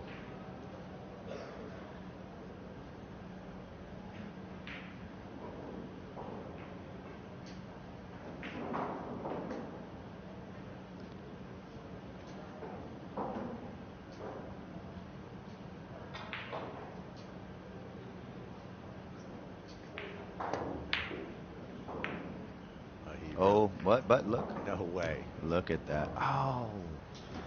Well, the gods give it and the gods take it away. They weren't going to let him have that.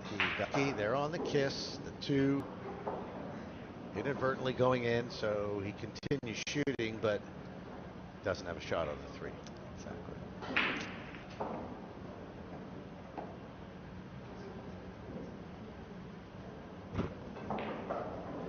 You do not have to call the pocket in 9-ball. 10-ball, yes, call the pocket. That's the big difference in the games. This one, as long as you hit the object ball first, any ball can go in, anywhere, and you continue shooting.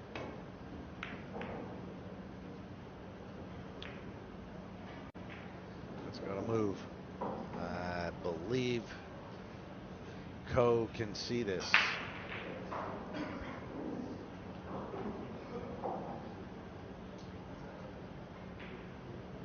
Yeah, he knows that was a big shot, right? You don't want to let Ko back at the table. Yep, there it is.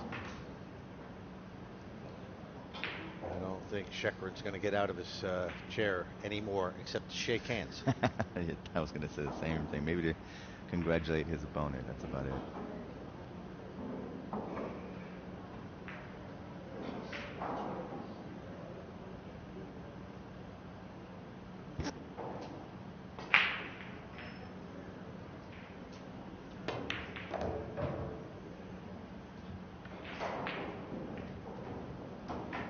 As I've stated the whole match, I don't expect you'll see the cue ball flying too much on this layout. You'll see it just kind of drift over a little bit for the 7 here. He'll pull it back a little bit for the 8, but overall his cue ball control is normally fantastic.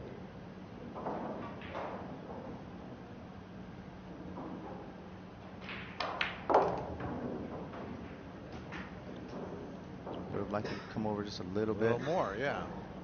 This is a similar shot that he missed earlier, but he's not going to miss this.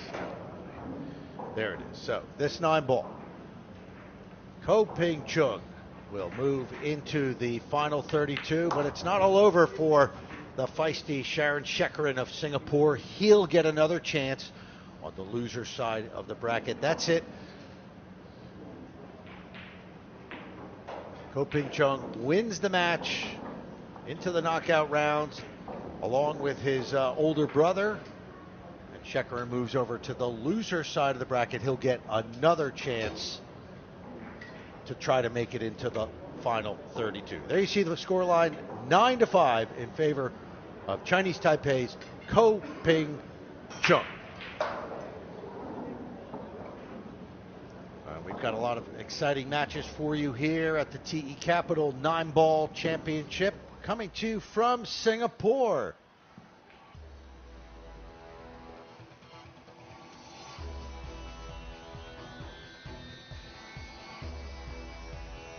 This is day 1 of our 3-day broadcast. We'll be wrapping it up on Sunday. And here we are coming up next. Hey, you longtime 9-ball fans, you remember this guy. Pei-Wei Chang Pei-Wei from Chinese Taipei will be taking on Indonesia's Brian Gahana. He almost won the World 9-ball championship. Chang Pei-Wei. Yeah, he played phenomenal that match. Was a runner-up, a veteran of the game. He's been around for many, many years. So he is here in Singapore. We'll be taking on Brian Gahana of Indonesia. And then you see GJ of China will be taking on Dang Tan Kien of Vietnam. And then after that, these are all winner side matches. Winner goes through to the final 32. After that, we will have the loser side where the winner goes to the final 32 and the loser is out. So we'll just keep explaining as we go along. But more action to come here at Singapore at the TE Capital 9-ball championship. Experience the pinnacle of billiard excellence with our precision-crafted cloth, trusted by champions worldwide. Engineered for flawless play, it's the surface that elevates your game. From professionals to enthusiasts, discover a world where mastery meets innovation. Explore our range of colors and textures to express your unique style. Elevate your game with us. Visit our website today at www.cpbabrand.com.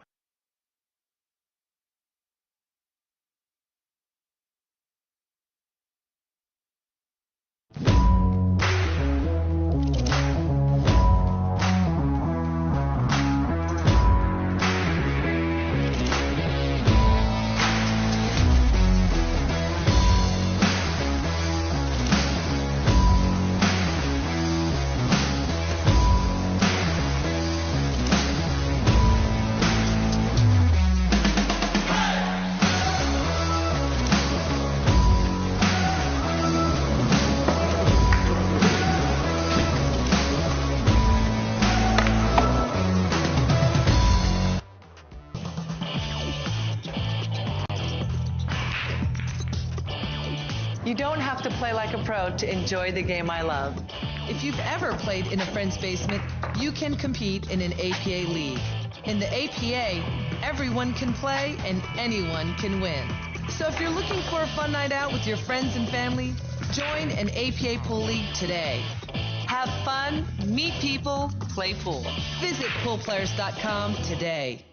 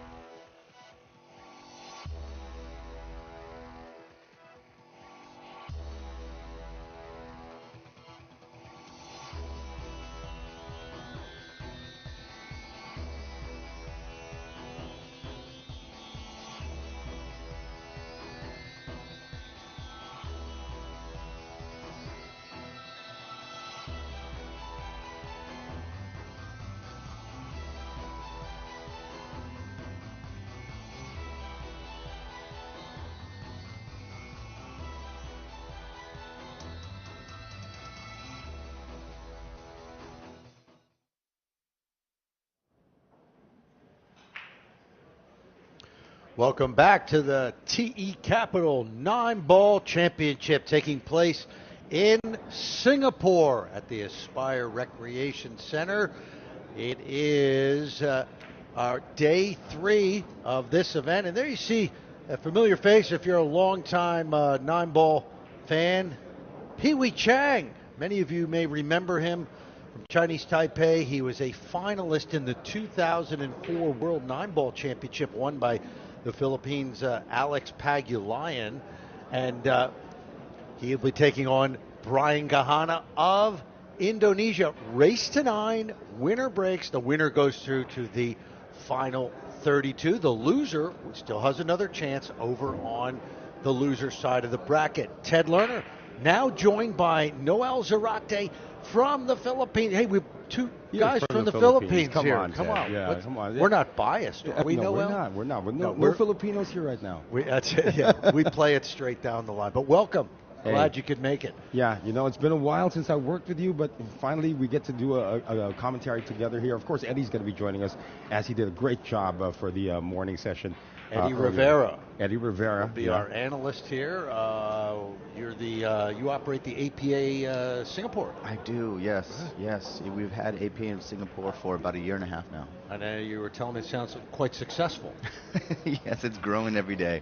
I'm quite pleased at just how many pool players there are in Singapore, and that's just the goal of APA of Singapore, is to just bring the pool community and grow it even larger here in Singapore. There's so many good players here, and you don't even have to be a good player to be an APA, right? You just need to have love for the game.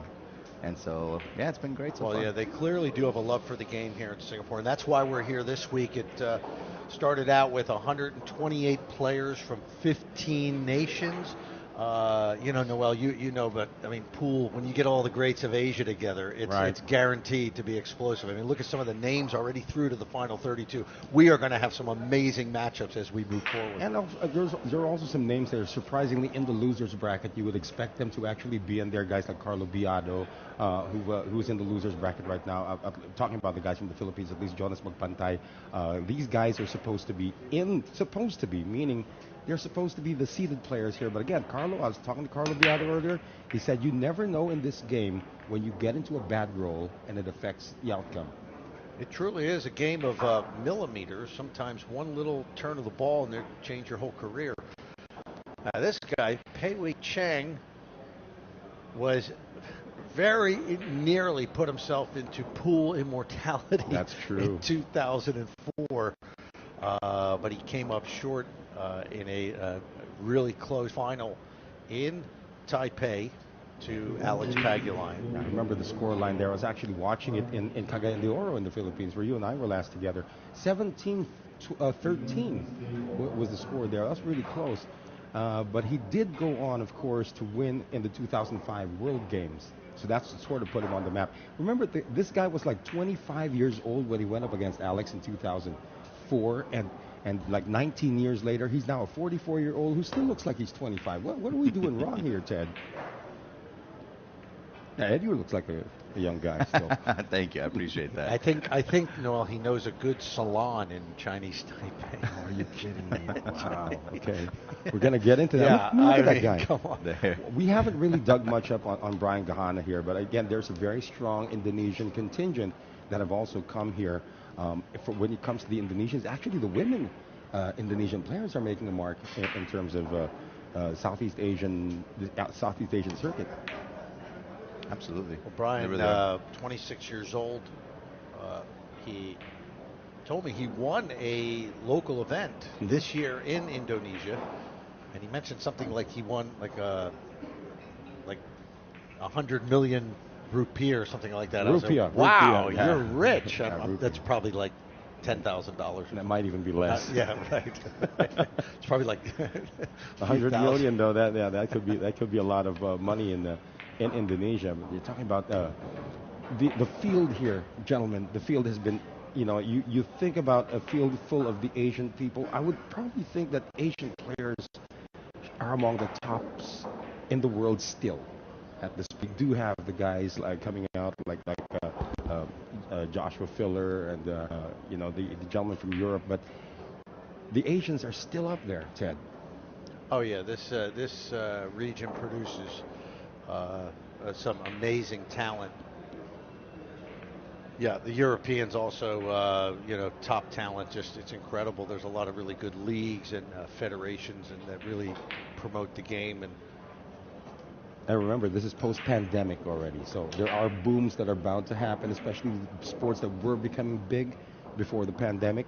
I believe pool is going to be one of them.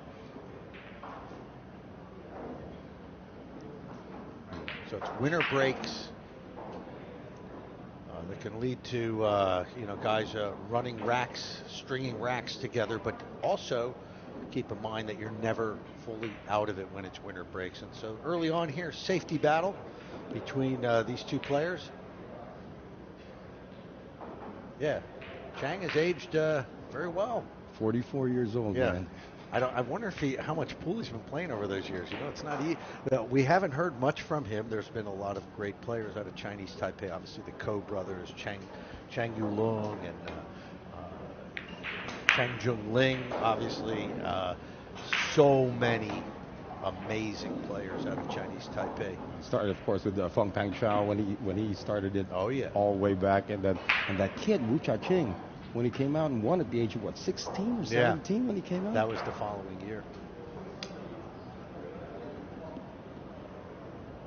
Yeah, it looks like this is seen here, Ted and Eddie. Question is getting shape on. You're thinking 2 shots ahead, 3 shots ahead with these pros, Eddie, and wow, they're throwing haymakers at this moment, and you appreciate that, sir. But look at this lucky roll. That was very lucky, yeah. Brian had a shot on it too, very makeable, very potable. I'm quite surprised he missed that one, but it's the start of the match, getting the jitters out of the way. We're on the TV table, maybe a little bit of nerves. And probably for some of these players as well, gentlemen, they might be their first trip abroad. Yeah, as well. Yeah. Wow. That's surprising. Absolutely. Just a one rail kick and just flat out missed it.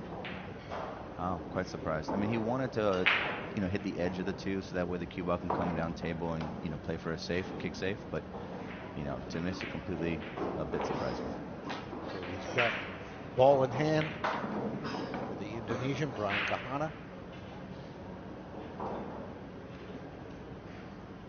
His consideration here is that 3 ball tied up with the 8, so he's got to get that out.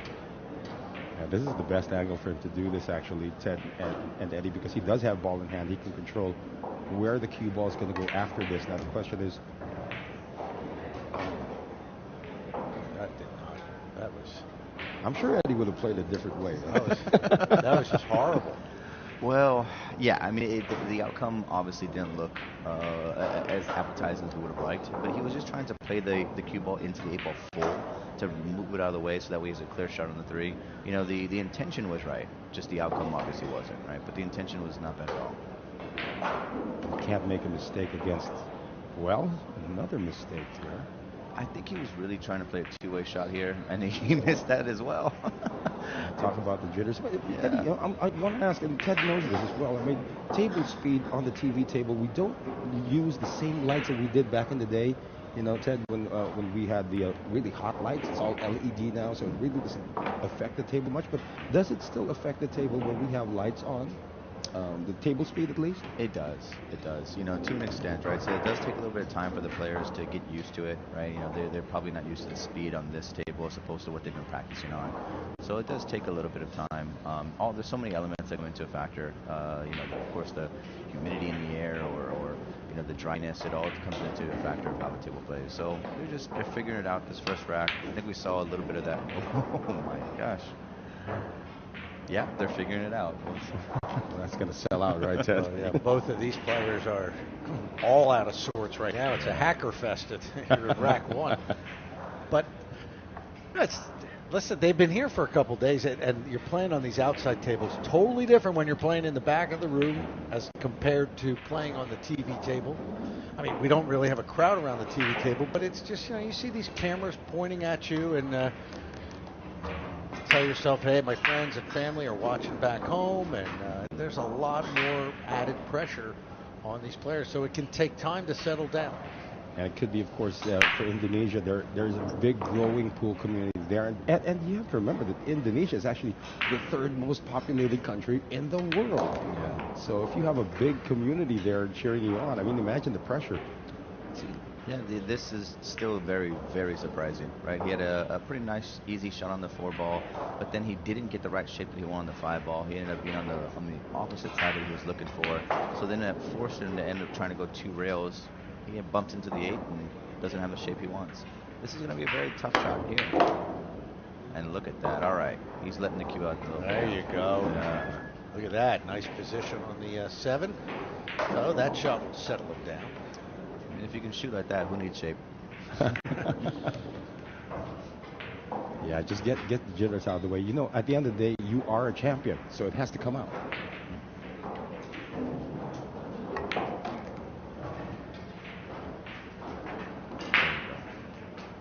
So after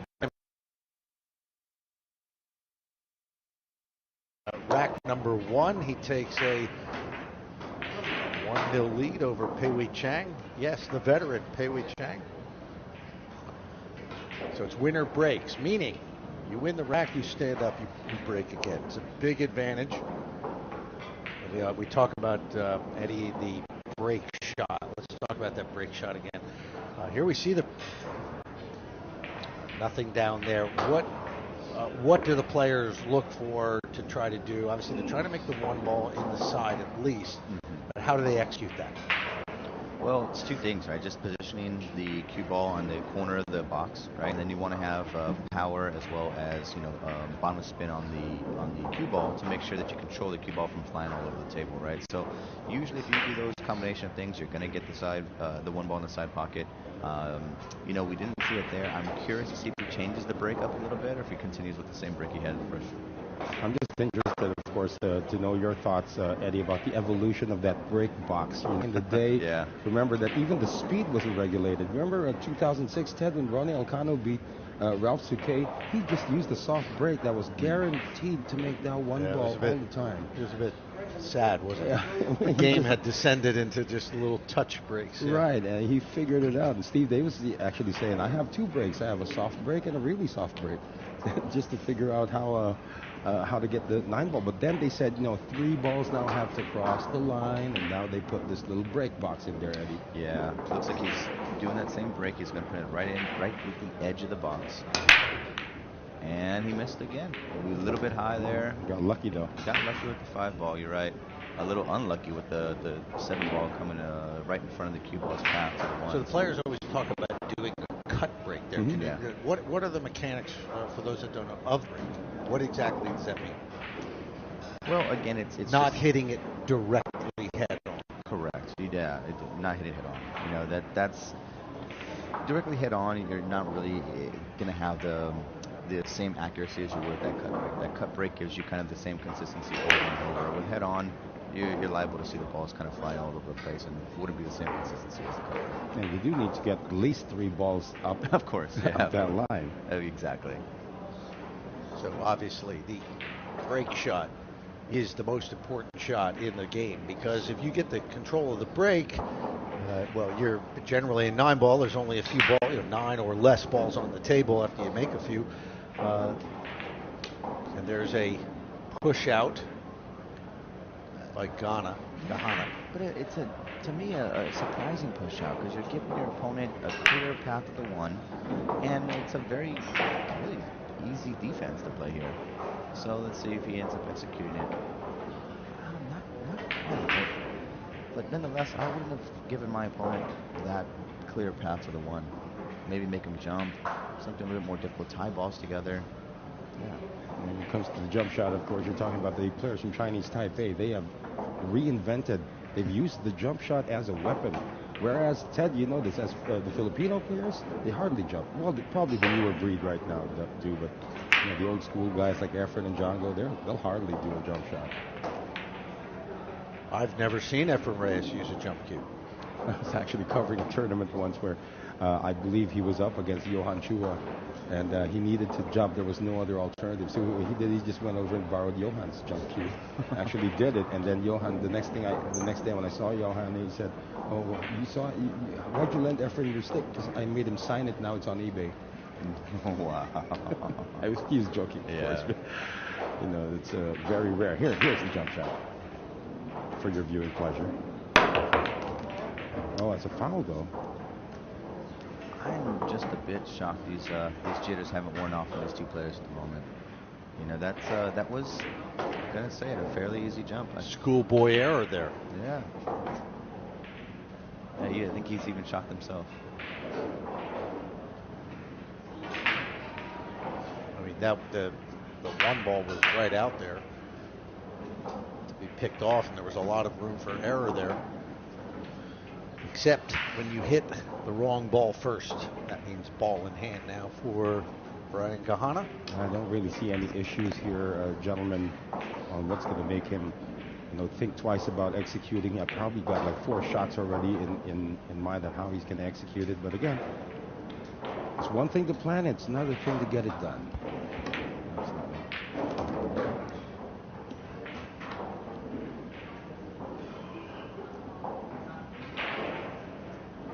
Gahana looks like he's found his stroke earlier than Pei Wei has. Yeah, I agree with that. Yeah, Gahana's had a little more time on the table. Pei Wei's still, picking and choosing his battles, playing defenses where he can, but he hasn't found a stroke yet.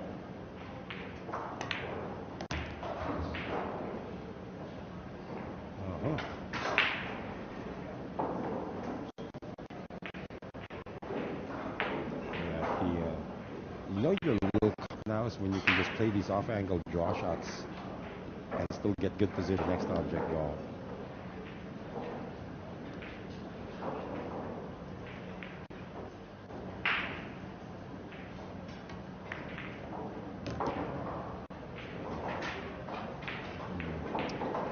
Got a little in between there, a little short and a little too long, so he's not quite the position he was looking for here. Still very makeable. Doesn't need to have the cue ball travel too far, but let's see. Yeah, there we go. No problem. Yeah, I think Gahana's finding a stroke. And Pei Wei Chang, Ted, this guy was a gung-ho player when he came out of the scene. Just burst into the scene in 2004, as you mentioned earlier.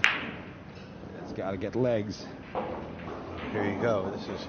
We often see this, the poor position, and generally spells disaster for a rack because, you miss here. You have to get very lucky to win a rack with only 2 balls on the table. And it's winner break.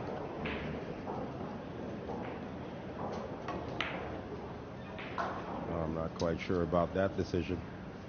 I'd agree with that. Well, I think we got to pull it back a little bit here, guys. We just got done watching Ko and Chung, and players in the world who doesn't miss hardly ever, right? He missed a few last match, but for the most part, good point. One of the top talents in the world. And of course, Brian Gahana and Pei Wei are not quite at Kopi's level. So, we got to tone it back a little bit and make sure these guys are human too, So are we. Yeah, exactly. Yeah, exactly. And this, I was wondering if he was playing a 2-way shot there, gentlemen, trying to get that cue ball behind the 9, but the angle wouldn't allow it, right? I think he's just trying to find his rhythm, find his stroke. He tried to let it out a little bit there. It would have been pretty decent shape on the 9 had he made it, but just hasn't found it yet. Oh, the 50-yard line on this shot. Yeah, no guarantee here.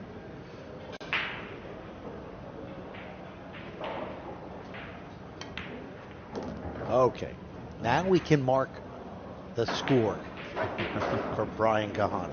2-0 so far. Not the highest quality match at the moment, but Gahana clearly playing better. Pei Wei Chang is all out of sorts. He's missed a number of shots, so it's 2-0. Winner goes on to the final 32, which will happen tomorrow. Now that's a straight knockout.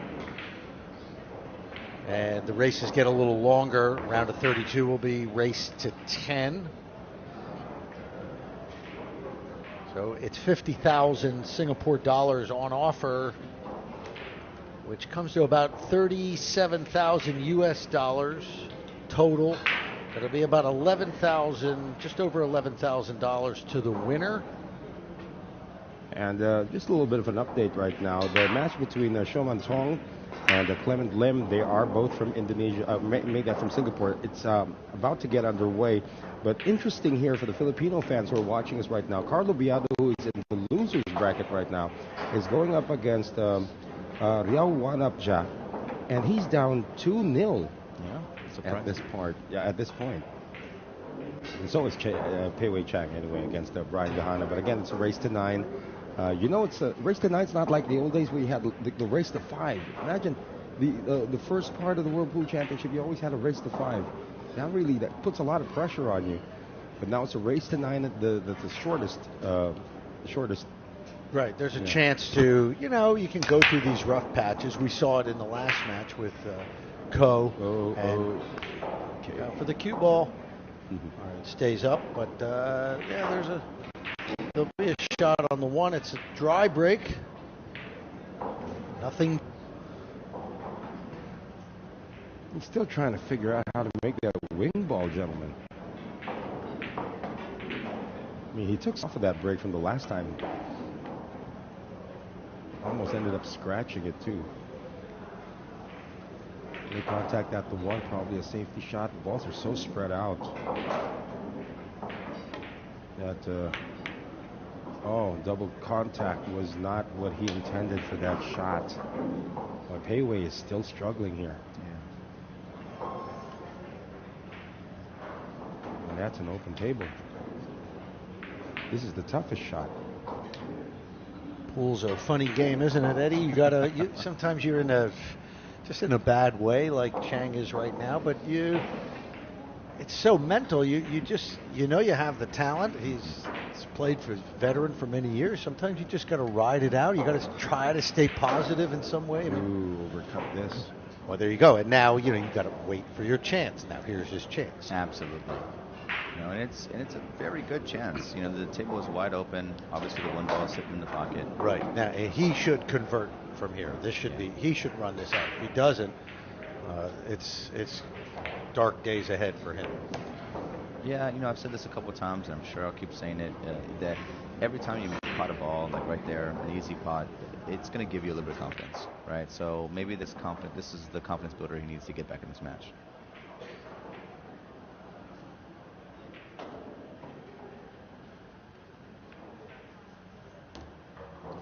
Yeah, this run out's not complicated. Don't have to get too fancy here. Just roll the cue ball down the table. Take what it gives you. I'm looking at it. It's all like natural here.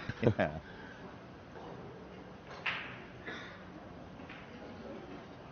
This is a great venue, by the way, gentlemen, to have this kind of an event right here at the Aspire. Absolutely.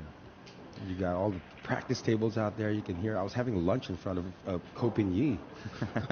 How many times can you actually say, "Oh, Ko Pin Yi was playing. I was having my chicken rice." Exactly. Yeah. So this is out here in Harborfront Center, Aspire Recreational Center, owned by KK Chan and Charlene. KK is obviously one of the top players here in Singapore, and he's been doing it for a long time and still winning tournaments left and right. I still got a little starstruck when I walked in. Aloysius Viak is right in front of me. Yeah. I needed to have a picture. Oh, you got one? Yeah, I got one. That's great.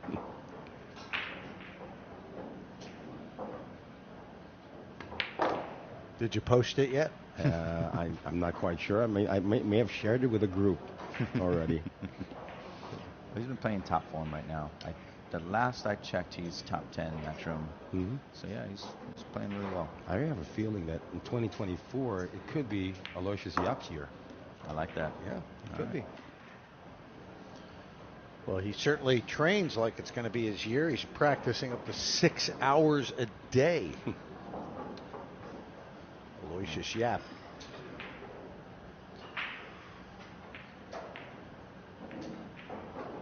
There's another guy, though, from the Philippines. Oh, No, it's nice. that's nice.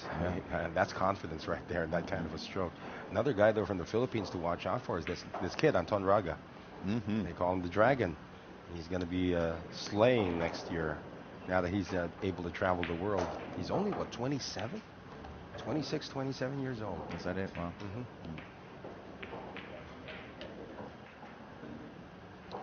Yeah, he won his last set 9-0. He's shooting really strong. As a runner-up in the U.S. Open, his very first attempt. I think he should be able to get this.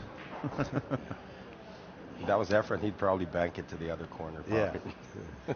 6 rails. Yeah. So Pei Wei Chang shakes off the cobwebs and gets one on the board. 2-1 now in favor of Brian Gahana, but it'll be Chang at the table. As usual with the Chinese Taipei players, you'll see very little emotion, but we know inside he's feeling a little bit of relief because he was out of it. The first 2 racks, just not shooting well at all. And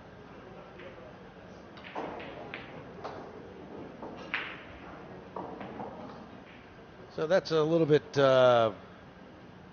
nice rack for him. Yeah. Get the arm loose, get out there, shoot a few balls, get a few pots in, get one on the board. Get a beer while you're at it too, right? Yeah, well, they do have them here in the rec center. Absolutely. So 2-1 here. It's the TE Capital Nineball Open Championship in Singapore. 15 nations represented here. I'm trying to look for that nations list for the past 3 racks. Because I know there's a big Indonesian contingent. More than 10 players coming out of Indonesia. Of course, Singapore, the home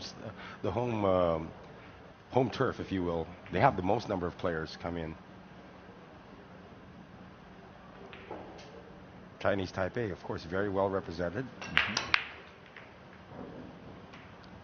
The riddle of the wing ball continues, although he might get lucky here.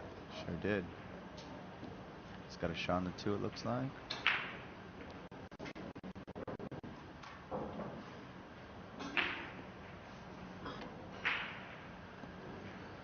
The issue, I don't think it's going to be a problem. The 3 and the 6 does play as a combination.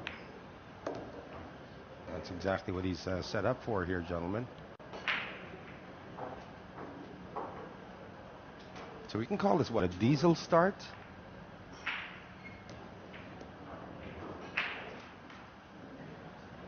Well, he clearly likes to play fast, which is nice to see.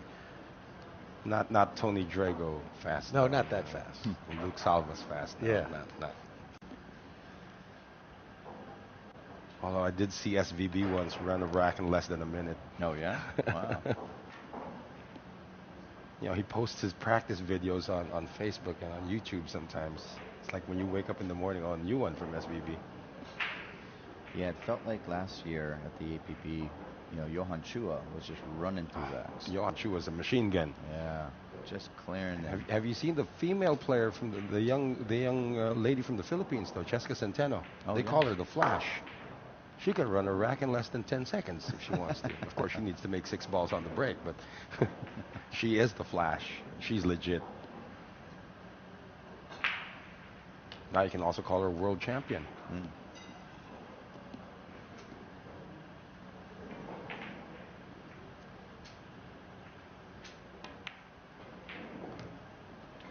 It's a nice touch there. You gotta make sure you miss the side pocket, obviously, when you're following up that cue ball. So there's a little bit of danger there, but he made it look pretty easy.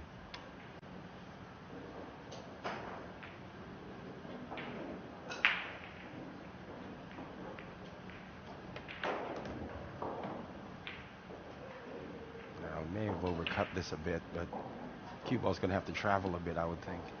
Yeah, he came up a bit short there. He opted to go 2 rails, which is fine, but you got to hit that ball a little bit better to. He doesn't like it. Yeah, that's yeah, not. This is potential mess here. There goes the travel. Yeah, just travel. 17,000 rails later. Well, he's clearly forgotten about what happened in the first 2 racks. Yeah, it looks like it. He's got a little stroke going, and he ties it up at 2 apiece. Well, you know the saying, Ted and Eddie, in sports, yeah, you have to have the shortest memory. Mm-hmm. So in case something bad happens to you, just go on to the next play. And in the case of Pei Wei Chang, it's after 2 racks, he said, okay, I'm back. Where's that beer? Yeah, I'll mention it one more time, as you said, that they do have beer here at ARC, asked by recreationalists to say that, because it's not very common in Singapore that they have alcohol served in pool halls. But that's one of the many reasons that makes this place very special, at least for me. Yeah. Well, when we start the evening session, you know where we're going. So talk about that mental side of the game. What all these guys can shoot. Yeah. Great. Obviously, some shoot better than others, but they're all pros and they can pot balls. But what percentage do you feel that at this level is the game mental? Oh, wow, that's such a great question. It's so much. It's hard to put a percentage on it, but it's a very high percentage. I joke around so much, and I say that it's the X factor. It's the thing that separates a good player to a great player. Being able to have that short memory, being able to just forget about that shot that you missed, and moving on to the next one. Because you've got the talent, you got the ability to do it, but how you like just forget about the last rack and focus on the one that's there. That's that separates the great players. And I think your opponent oftentimes in pool, such a game of nuance and that the opponents pick up on that. They can tell if you're confident. That can be a real downer for an opponent. I mean, if you're weak, an opponent can pick up on that. They smell weakness, especially the great players. Yeah, but sometimes, of course, if you use poker as an analogy, we can use something called a reverse tell, where you're actually trying to look weak. You're trying to actually downplay your abilities, and then all of a sudden you're running 5 straight racks. Not quite sure about this attempt at what should have been a safety. Well, he was going for a push out, right? And he wanted to just leave maybe an opportunity for a bank. I'm sorry, a jump. But he left the shot wide open. So of course Brian's going to take this shot. I don't anticipate him giving it up. Is he hiding it behind the 8 ball now? Cue ball behind the 8, or send it back up table? No, I think he could pot the 2. He can pot this.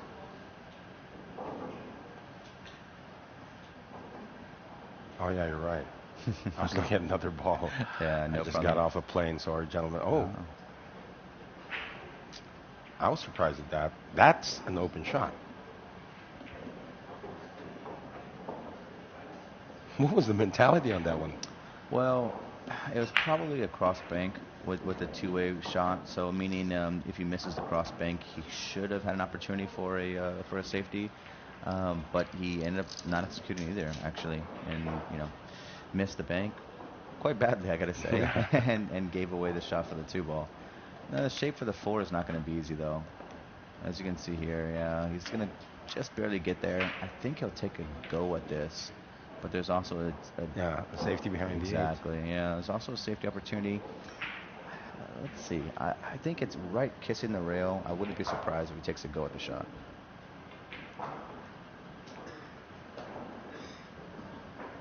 That's a long crawl shot if he's going up the side here. It is. I just think.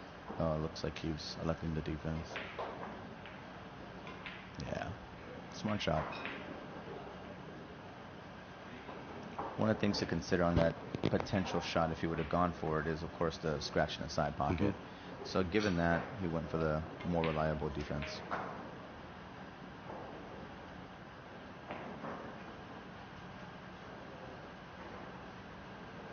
What are his options here?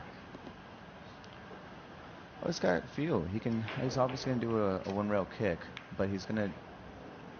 Yeah, he wanted to use the 9 as a blocker, right? The speed was there. It just didn't come off enough at the right angle to get behind the 9. It was a fair attempt.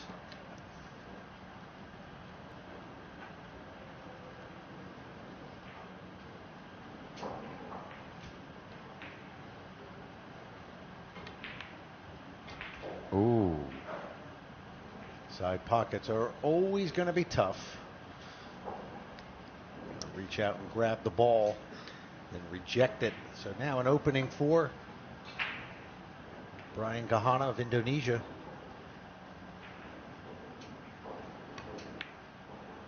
No. Come on. No. He didn't even have to come close to hitting it on the left side. Because even if he made it, look at the position he would have had on the 5. Correct. You know, sometimes missing a ball can be contagious. We're seeing that here. Well, I've been told these are 4-inch pockets, which is super tight. Absolutely. Yeah, it is.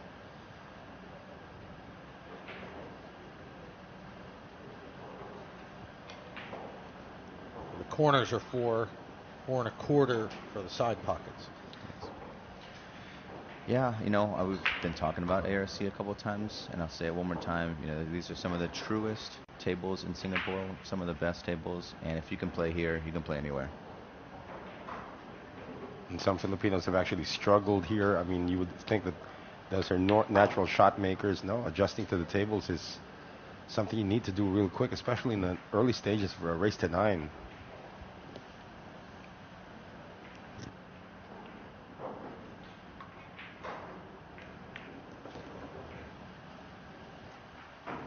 Pei Wei's bouncing around a little bit more now, Ted. Yeah, he's been feeling it. Hit a bit of a rough start, and then see, talk about mental, right? He saw, you know, he saw some weakness from Gahana, and that always gives you a pep in your step when you see your opponent Sort break of down. almost stumbled there. I mean, he looked like he cheated the pocket a little too much, got away with it. How about 3 in a row here, gentlemen? Indeed, 3-2 now in favor of Chinese Taipei's Chang Pei Wei. The winner of this moves on to the knockout stage, final 32. We're still in the qualifying stages here in Singapore, at the DE Capital Nineball Open. I'm going to do you guys a favor and run out just to see who's already made it to the round of 32. All right. All right. I'll be back. Sounds good. Take a camera with you, and then, you know, and a microphone. Okay? We can get live report at the scoreboard. I like it. Yeah, we've got a lot of close matchups happening right now. He mentioned 3 racks in a row, so yeah, Carlo Beato just put 3 racks in a row against his opponent. So he's on 3-2 now. We've got Clement Lim, also a pool owner here in Singapore, up 2-0 in Shimantong. And I got to call one more name out, Colin Connor. He is an APA player, so I'm happy to report he's still in the tournament. Okay, we have an APA representation here. So we've got a few. Still in the event. Yeah, so Colin is down 2 at the moment, but it's 2-0. It's anyone's game, and he's been playing quite strong in this tournament. He just participated in I think an APC event that they have here. It's an amateur event. Every year it's a different location, and they just played in Cambodia. And yeah, Singapore representing. So is this a dry break? Is that what we see here? Yep, nothing down. All right, Brian, that will. What was he trying to do there? Well, he was trying to carry him the 4, and I don't mind the attempt. Yeah, I see. Yeah, the 4's in the pocket there. Yeah. I don't mind the attempt, but it looked like he just whacked at it. You know, hit and pray. Yeah, it's just exactly what it looked like. Well, here's an opening now for Chang Pei Wei. Not the most highest quality match so far. Yeah. Well, we don't ask how you did it. Just what was final score? That's all anyone ever asks. So, yeah, I've seen guys win world championships playing like, you know, rough, scruffy pool. Not all the way. Obviously, you're going to win a big event. You have to play great. But there are matches where you're scraping by. Mm-hmm. I can't tell you how many big events I've seen where the eventual winner, if you look back at the matches he played, he had 1 or 2 matches where they just or barely made it. Yeah. Yeah, you mentioned it earlier in the broadcast that sometimes luck plays a factor, right? You got to be a little lucky sometimes. You know, you get those rolls, And, sometimes it works against you where you say, hey, just the rolls didn't go my way. Wow, look at this form here. Well, and again, you have to be resilient. You Yeah. you have to have that mental capacity to let the bad shots roll off your skin. Absolutely. Okay, and know that if you can ride out the bad times, there's always going to be momentum changes in pool. Yeah. Always. I mean, occasionally you'll get a Pink Chogan who shoots 99 balls in a row, which that's very rare. But no matter how good a player is playing, generally there are momentum swings, and they're very noticeable and very abrupt in pool. It's obviously easier said than done to maintain a positive attitude, because the thing about this sport, I think it's very easy to get down on yourself. You're out there by yourself. This is a tough way to make a living.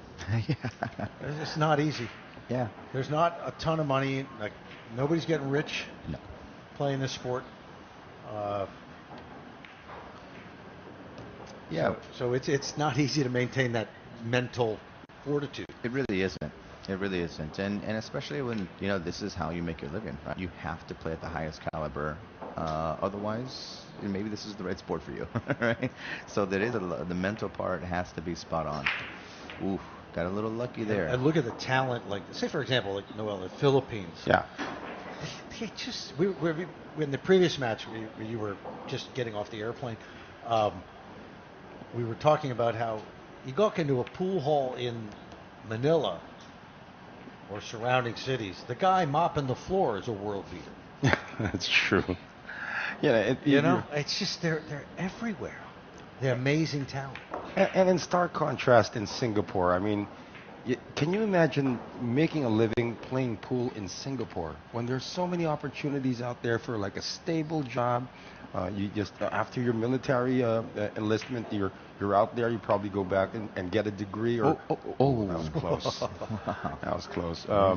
You probably go back and get your master's. Then you get into a high-paying job. I mean, who would want to be a pool player in Singapore, a professional pool player? That's why it's so challenging for somebody like Aloysius Yap, because he started when he was like 8 years old, and then he could hardly reach the table, and he found out he was talented. He has like laser focus on what he wants to do, and so over the years he's gotten some support. But can you say that about, it's so easy to do it in the Philippines because it's like a religion in the Philippines. Chinese Taipei, the same. Maybe you go to Germany. Maybe you go to England. But in Singapore? I mean, Eddie, shed some light on that. I mean, really, that's something that's going to be a challenge. Well, it is a challenge, but I gotta say and give so much, nod to Aloysius Yap for paving the way, being the first to do it, being able to say, hey, it is possible, right? I mean, yes, you have to have that dedication, as you said, 6 hours a day plus of practicing every day, but he's done it. Someone's done it from Singapore. It's not impossible. I say that because, like Sharon, there's so many others now that are coming up and saying, I want to be like Aloysius. And it's a beautiful thing, it all starts somewhere, and we're seeing more and more players start to pick up the game of pool. And Ted, of course, you've been in the Philippines a while. When Efren won the World Championship in 1999, I think 10 times the number of pool halls suddenly sprout out in the Philippines because everybody wants to be like Efren. Yeah. Became a phenomenon. Back in the era when this man right here almost became a phenomenon. Almost. Lost to a Filipino, by the way. Yeah, he was a finalist in the 2004 World Nineball Championship in Taipei. He's up 4-2 now. He was down 2-0, so 4 in a row. Yeah, he's looking at the 2.97, but it's unfortunate that 7 just barely stuck in the pocket. Otherwise, we would have looked at a 2.9 here, right? Yeah, we do have some names already. I went over to the leaderboard. Some names who are already through. You did cover that match earlier where Ko Ping Chung made it through to the round of 32. What was that? He tried quite a difficult combination, but it looked like the 9-ball was just flying around and might have got lucky, but he did not. Yeah, I mean, I probably would have looked for an alternative route, like a defense here, than going for something like that. That's a 3-ball combination. 2 balls already to make it in. 3-ball combinations, pretty tricky. Kyla Moroto of the Philippines defeated Jeffrey Ignacio. Yeah, that was a good match. Mickey Krause going up against Win Min Duk. Mickey Krause is through. That was a good shot right there. Taking it down the rail. This is going to have to be a good shot. A little draw back to get there. It is nice. Okay. Beautiful. Yeah, we're seeing Brian open it up a little bit now. Yeah, and Brian's been sitting down for a very long time. He's looking for that mechanical bridge. There's nothing mechanical about it, though. You call it the mechanical bridge. You just call it a bridge. Yeah, he's been sitting down a while, Eddie. I mean, what's the mentality there? That, you know, when you get your chance, you need to spring up, but, you know, you got to control the nerves as well, control the adrenaline as well. Yeah, well, it's easier said than done, but most players at this level try to play the table and not the player, not the opponent, right? So when you get a shot at the table, it's just about you and the table, right? Just take advantage of every opportunity you get and clear it up like it looks like he's about to do here.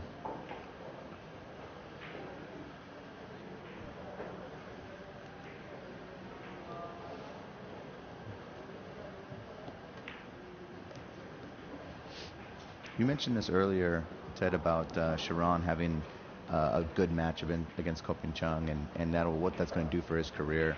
I think just knowing that, hey, I can win 5 games against Ko Ping-chung, I can do it against anybody. On a TV table. On the TV table. Yeah. So having that confidence now, I think he ran 3 racks in a row, I believe, as well. So knowing that you've done it before, it'll just help your future game.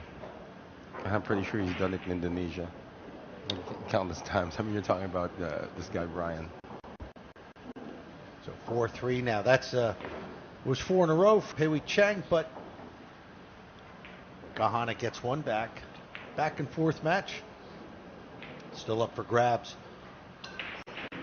Winner break format. We're playing the rules of the WNT, the World Nineball Tour.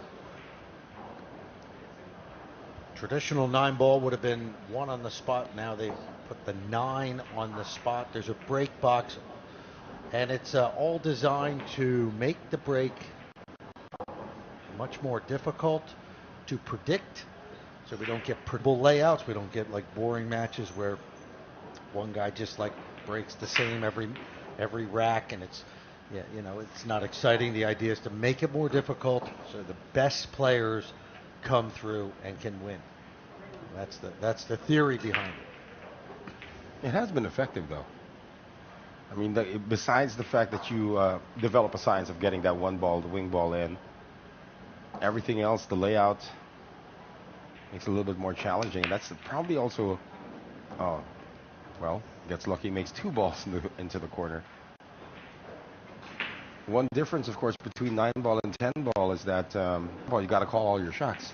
In 9-ball, you can just let it fly and see what happens. If you make the 9 on some fluke combination, you win the rack.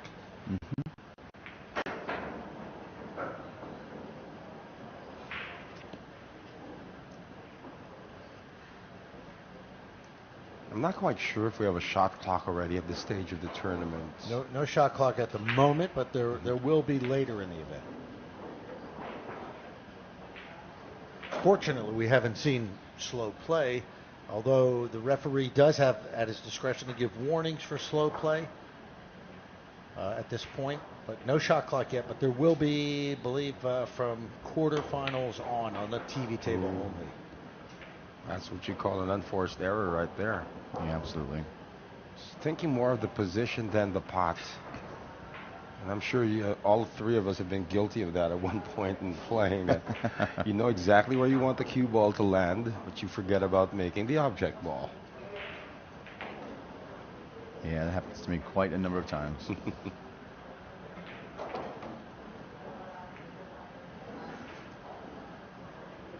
So Pei-Wei actually lost a rack because he tried some funky combination shot. Now he's just got to try to keep it as simple as possible.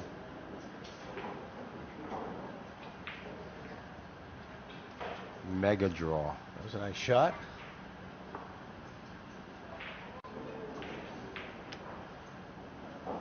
Not quite sure if you want to be this close to the rail, though.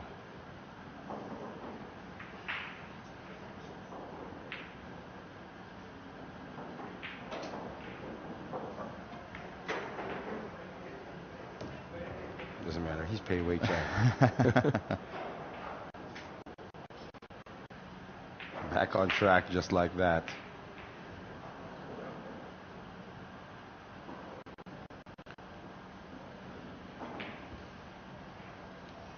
Gonna have to put extreme top here to get shape on the 5. Maybe not extreme. He was able to get there pretty easily, actually. Yeah. So I think these tables are not slick. They're when you move to the outer tables where the competition is ongoing, it's a completely different animal out there. It is. Yep. Yeah. So it does take a bit of adjustment, as we saw for the first couple racks, to get used to this TV table. If you've been practicing on the other tables, it does take a little bit of time.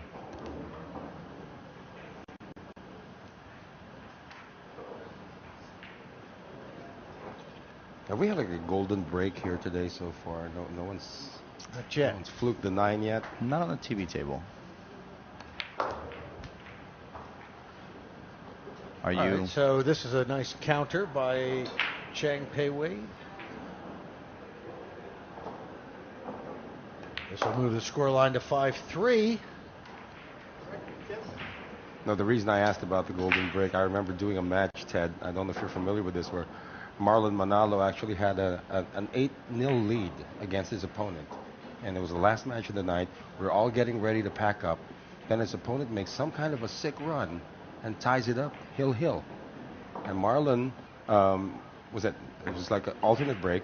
And it was Marlon's turn to break. And he just gets a golden break. It's like, why didn't you get the break in rack 9? Why'd you have to wait all the way till rack 19 to get it done? One thing about the break here, though, is they're slowly figuring out how to make that wing ball go down. There's been twice already.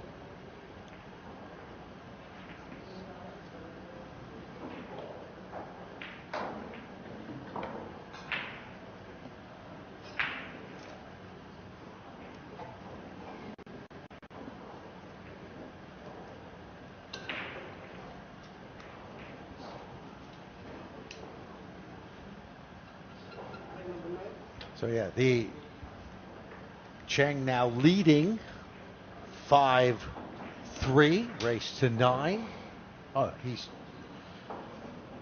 so he goes on the other side of the box. You can see the one ball. It's the one ball that they're going for. That's in the right. side pocket. I stand corrected. You're right. They tried that, but in the other format without the box, it's the wing ball. Correct. Yes, correct. Thank you for reminding me that we're putting the 9 on the spot and not the 1 on the spot now.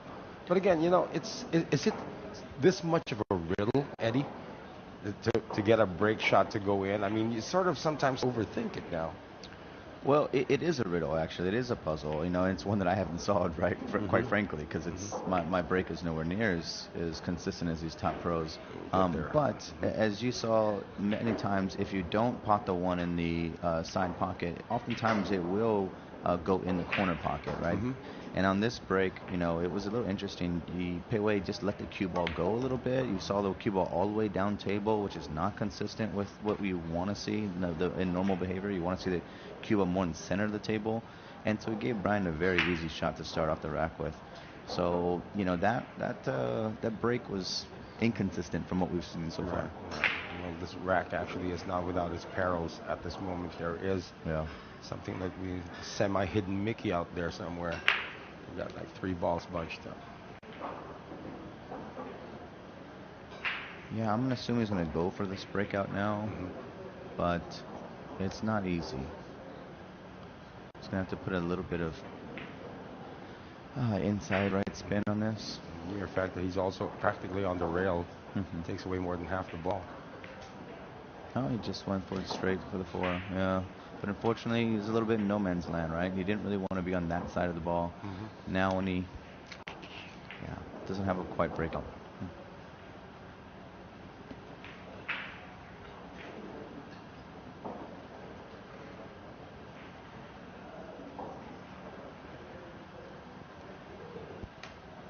He's going to have to do something about it. Because that 6 is definitely tied up. Well, can he get it from this, though? It's not likely. No, he went for it. Yeah, I was thinking that it might be his best chance, because if he doesn't address it now, he's going to have to play a safety later on. And sometimes the safety is even harder than the offensive shot. This one was quite the feat. It was quite a hard shot, and now it's even to make this ball jacked up over the 6-9 is not going to be easy, and then to get shape on the 6. Yeah.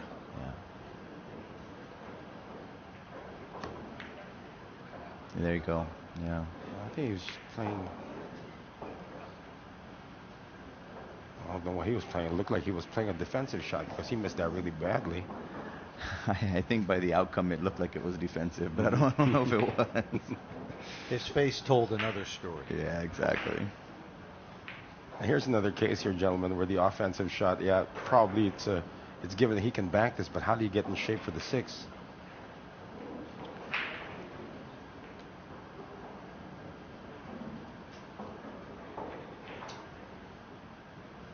I would imagine he's going to try and put the cue ball, nuss it up in between the 8 and the 9. Just like that. Nice. Yeah, so he obviously accomplished 2 things here. Hopefully he's going to get ball in hand, but he broke out the cluster of the 6 and the 8 that he wanted to. So Ball there, yeah.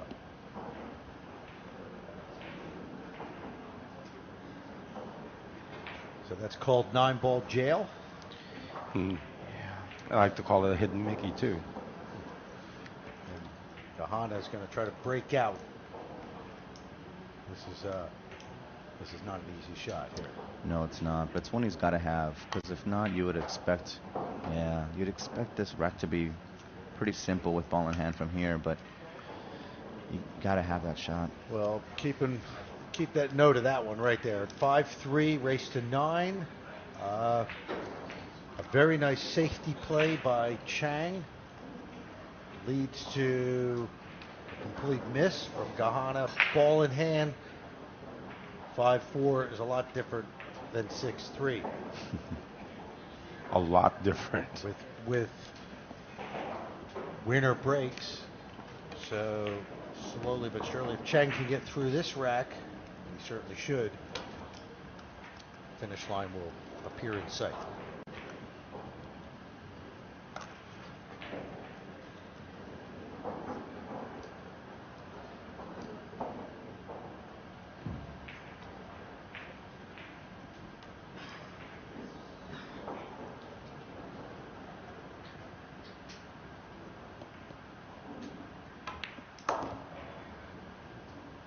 Nice shot there.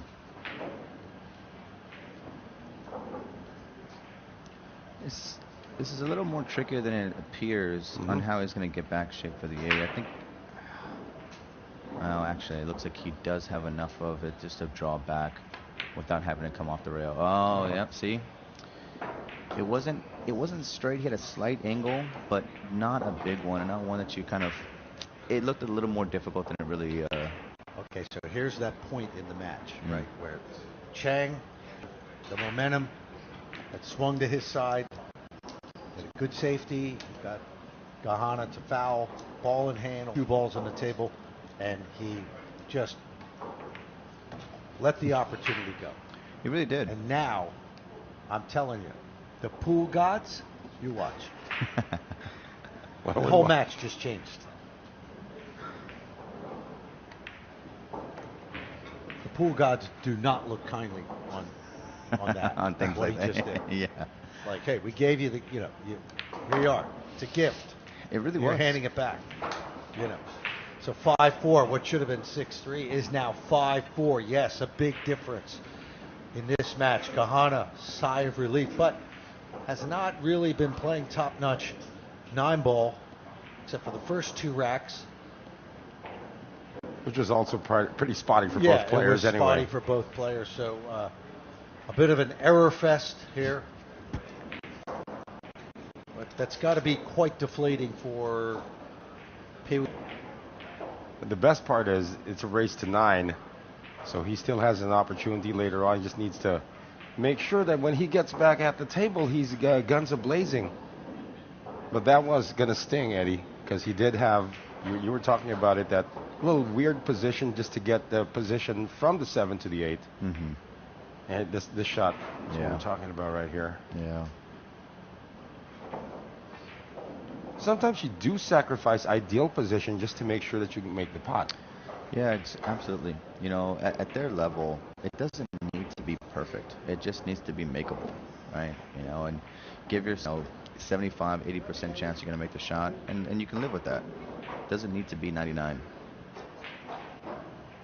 Oftentimes I say you get too cute by trying to get perfect on the shape. Right. I remember working a coverage with Thorsten Holman, and not Thorsten Holman, sorry, Thomas Engert, and he was saying that the Chinese Taipei pool players are the best shooters that he's ever seen. So you don't really need ideal position because they're going to make shots anyway. Slow break. Yeah. Able to take advantage of that gift he was given. This is what we're talking about, Ted and Eddie. When he gets the opportunity, he has to be guns a-blazing, but I'm not quite sure if this is the time to do it. Oh, look at this. Wow. Do you become aggressive here, Eddie? I mean, you go try to make some pots now that you're given this opportunity.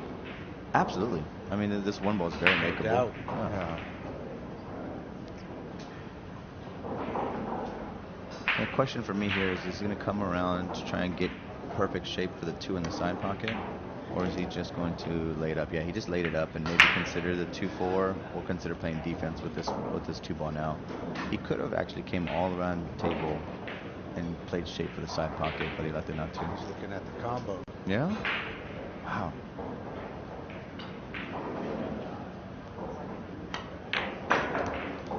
Oh, yeah. Yeah. Nice shot. Round of applause, please. Everybody's too busy at the outer tables right now. I'm sorry, we don't have an audience. There is an audience out there with the outer tables. You know, And not on the TV table. not on the TV table. Of course, the key there was that he was able to maintain position on the 2.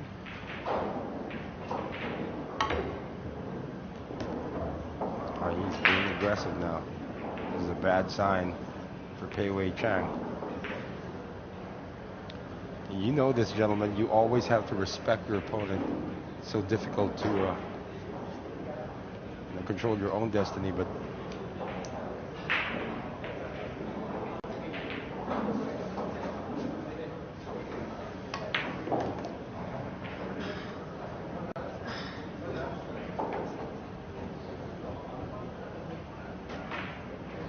pretty soon Brian's going to forget that he's in Singapore in front of a TV table. He's probably thinking he's at his local pool hall back home in Indonesia. You know, zone it out. You remember that movie, For the Love of the Game? Clear the mechanism.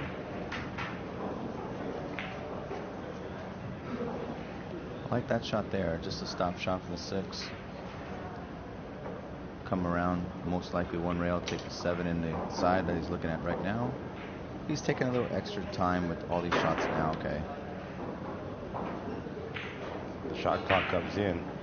You're going to hear the word extension a lot. Oh, wow. It's over. Yeah, he put just a little too much spin on that ball, and right when it hit the rail, you can see it take off and not the shape he was looking for.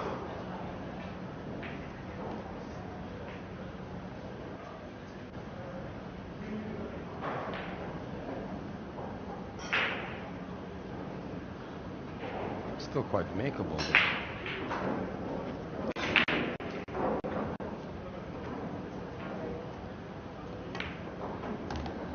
Great shot. Great shot. The recovery shot was superb. Hey Ted, you're onto something there. That miss in the previous rack has just told the pool gods, say, okay, let's go with this Indonesian kid right now. Of course. If you watch enough pool, Yeah. the momentum switches are obvious. They just, you've been handed a gift and you gave it back. He had ball in hand and he gave it back, and so now he's stuck in his chair. Yeah. Now the match is tied at 5 apiece, so it's a race to 4 to see who can move on to the knockout stage, rather. Round of 32, which will start tomorrow here in Singapore. That was the key shot of that rack, actually. Yeah. What a big shift, like you said, though. Could have been 6-3, now it's 5-5. Yeah, just like that. Truly is a game of millimeters. Can be a cruel game, but hey, that's why we like it. It's cruel. Once these guys shake, their arms shake, they can't barely hold the cue stick. By the way, if you want to keep up to date on all the action here, just go to digitalpool.com. That's our live scoring venue online. And all those scores are absolutely live. Eddie's on it right now. What do we got? Well, on table 25, fellow Filipino Carlo Beato is making a good run. He was down 2 racks to 0, but he's now leading 7-4. Yeah. That's strong comeback by Carlo Beato. Yeah, the thing about Carlo was when he's up against the ropes, to use a boxing term, he actually comes up with his best stuff. When he's at the loser's bracket, then he has to work his way up. Been there, done that. That break continues to be a riddle, though. Yeah, right? We've seen dry break after dry break so far. Another match going on, table 23. My fellow 8-player Colin Connor tied it up with 3-3 into Terrence tail. Like to see that.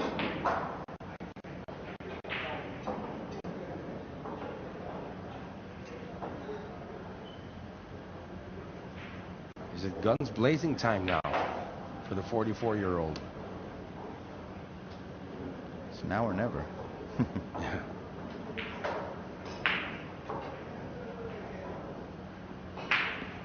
Over here, another matchup. Marvin Asis of the Philippines has just torn apart Terrence Kwok of Singapore 9-1. So some of the Filipinos are already making some moves as well. It's unfortunate, of course, that there are some draws that are country versus country, and this is an unfortunate situation here. Just not a good shot there from Huey Chang. Missed the pot by a mile and left it wide open for Brian Kahana.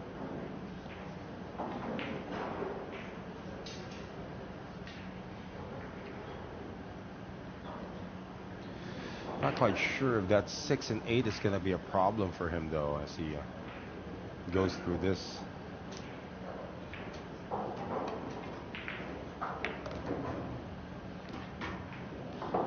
Yeah, he wanted to kiss a 3 to stop the cue. Otherwise, he wouldn't have had a shot. Is he looking at that 6-8 right now, Eddie? No, not yet. He's looking at it probably with the 4 ball. So it looks like this from this angle the 6 might go, but if he's going to use the 4 to break it out if he gets there.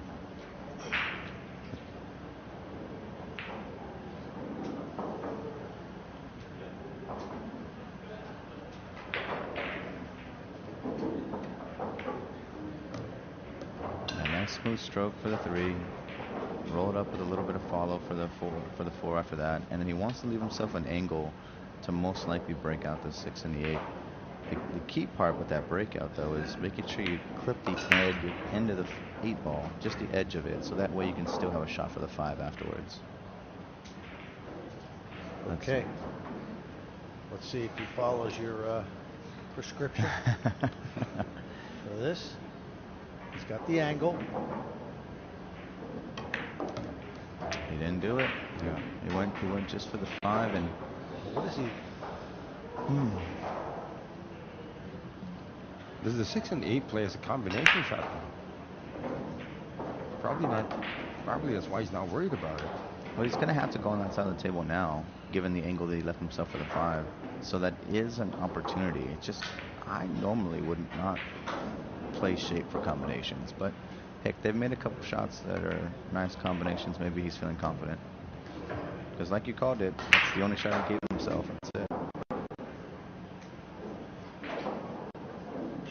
With running into balls, it's hard to figure out sometimes where you're going to end up. Yeah.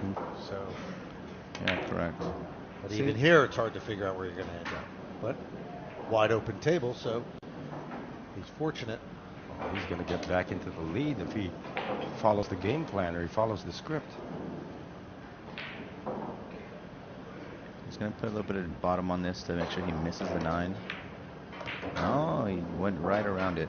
Luckily, he did miss the 9. You saw him, he was hitting his chalk on the board, on the table saying, stop, stop, stop, Yeah. stop.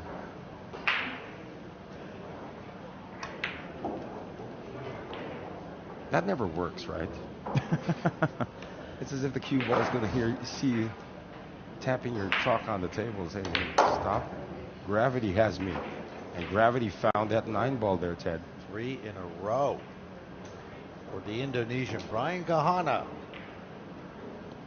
He now leads at 6-5. And let's all go back to rack number 9 when this man right here, Pee Wee Chang, gifted the table back over to Gahana when he was on the verge of going ahead 6-3. And I don't mean to say I told you so, but I told you so. You called it.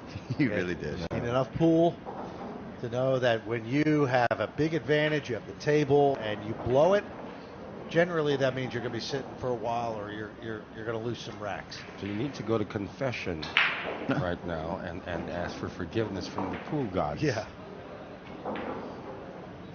You really do. You have to humble yourself. And that's where that whole mental game is, you know. Right. You have to. It's interesting, of course, that break is a complete momentum stopper already at this point. I mean, you run out, you got a great rack going, and then suddenly you come to the table, and now I have to break again. And now I got to pray that I make something, and I get a shot on the first object. See, ball available. now he's going to have a good break. Watch. He'll probably have a good break. Wow. Finally made the 1, too. Although 2 ball is going to be a little tricky right now.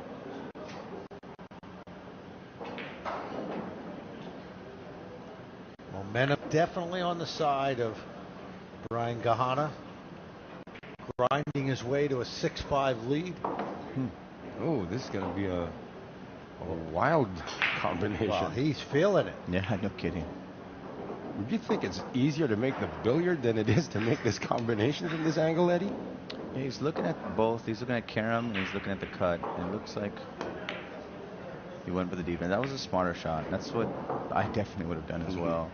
Yeah, I think if it wasn't by the rail, he probably would have tried to sneak behind the 4. But since the cue ball was kind of nestled up on the rail, he just left it for the easier defense and just gave separation between the 2 balls. Let's see. Surprised we're not seeing the jump cue yet. Looks like we won't. Yeah.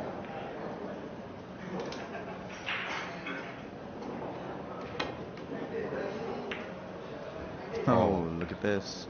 Oh, Look great at this. effort. Yeah. Super. Efren would be proud of that. And hit that really well. Kick. And then he used the 3 as a guide to guide that 2 in. And he's got position.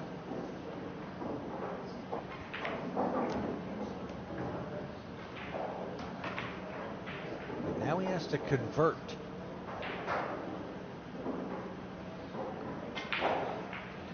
Well, no real issues here, though. The table's there for the taking. I'm leaving the pen on the table. I'm not going to score it for him yet. We've seen him falter. That's what you and I. That's what you and I do in boxing matches, Ted. And around 10-9. Or we're usually wrong anyway. So. Does a good job of missing the 9 there. Obviously, if he clips the 9, changes everything for shape. But how do you play the 6 here, Eddie? yeah, just a little bit bottom right. You want to come back to the right side of the table. I mean, you could also, yeah, see, there's the bottom right. You want to be just below the 6. Just like that. Good shot. Stroke, though, is not as fluid as his Indonesian opponent. Yeah, Pei Wei just hasn't been able to find the rhythm today, or at least in this match, he hasn't really. We haven't seen a break clear. Well, we haven't seen a lot of balls potted on the break either, but. And this is no gimme either. We're gonna have to see the stroke because the 8-ball is blocking the corner pocket. Hey, Ted called it. He made a ball on the break earlier. Yeah, so this is a tricky shot.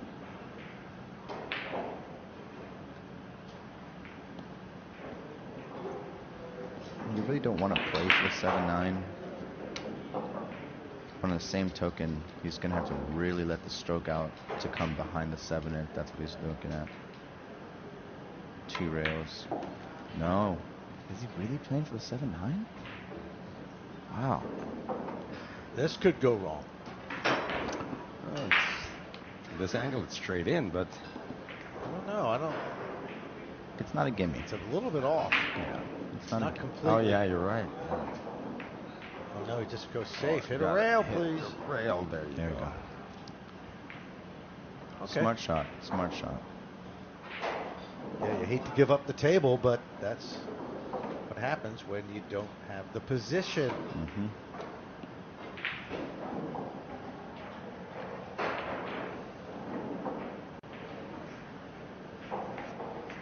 This is a lot harder of a kick than it may look like because he does have to go 2 rails. 1 rail's not going to not quite do it.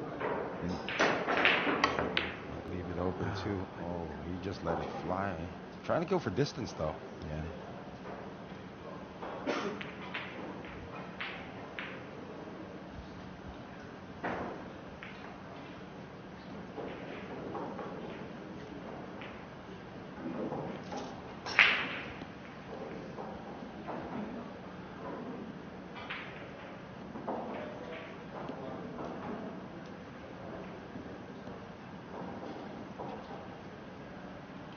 That's a big shot here. Yeah. His opponent's telling him, are you willing to gamble on your abilities to make this pot? I don't think he is. I think he's going to play defense here. Mm-hmm. Oh, almost. And nope. Yeah. You know, as we've talked about before we started the broadcast, you mentioned, maybe what you did think they might do is not what they always do, and I've been wrong a couple times today. So you would have played safe. Oh yeah, I don't think I would have trusted my shot abilities on, It was an extremely hard shot. Then he hits it 100 miles an hour. Exactly. How's that going to go in? Exactly. I mean, that's maybe a Chris Melling would putt that or something. Yeah. But and Pei Wei just hasn't found his form yet. He hasn't found his stroke. Yeah, you notice that he's like pulling his cue stick every time he even makes a simple, easy shot. It's like not as fluid as Brian though. so Gahana now goes up 7-5.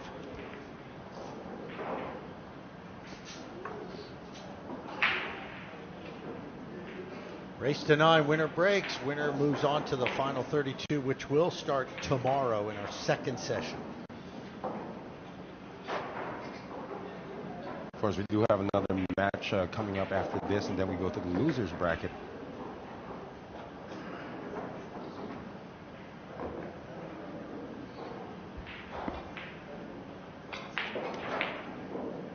This was supposed to be the key shot right here. Yeah, you stated at this shot that there wasn't many obstacles around the table, but unfortunately, Pei Wei found one. Right, he found a way to not finish the rack. Found a way to dig himself a new hole. This is the TE Capital Nineball Championship, Singapore. A lot of action on our outside tables. You can go to digitalpool.com for live scores. Anything interesting? Well, we've got Shaman Tong, who's playing Clement Lim. Clement's a local favorite here, a local hometown favorite. We all love to see him him do well, but also another Singaporean, Shimon Tong, is winning 7-3. So, you know, it's a tough match, Clemente. But he's been shooting on form. I saw him play really strong earlier in the week, and we'll see how he favors later. See, quite a few Singaporeans playing right now. Well, there's a dry break again. Again. And it was in the last match that Ko Ping Chung, he was making it look like it was the easiest shot in all of sport. I mean, and that just goes to show you, it's had a number of dry breaks here. This is by no means a guarantee that you're going to get a ball, especially that one ball, which they're all trying to make on the side. It's a very complicated and difficult shot to master. Yeah, you know, both Ko Ping Chung and Sharon made it look easy, right? They almost always made 1 or 3 balls on the break, right? But here we go. This was really interesting to me that Pei Wei elected to give Brian Gahana a shot on the 1 and basically say, hey, I don't think you're making your shots here today. I'm gonna let you take this long shot and see if you make it or not. Oh, almost And scratched. Well, Gahana elected no. He elected for the defense. Wow, very smart defense. Bit of a two-way shot, wasn't it? Yeah. He had to cut it in the side. He had position on the 2.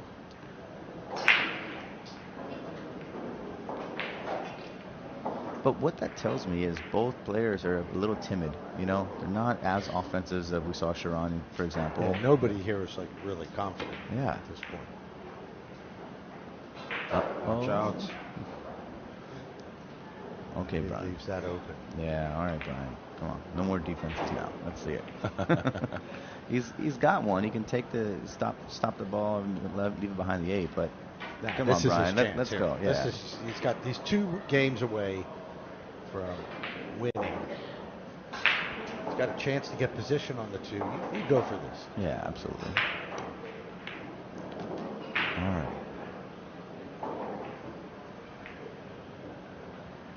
You want to win, you go through the front door. You bash it down. You don't go through the back door.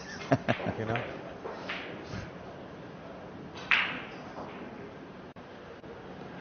I'm trying to look for some of the scores that you guys were talking about earlier. No problem. Yeah, there's some great matches. Take a look.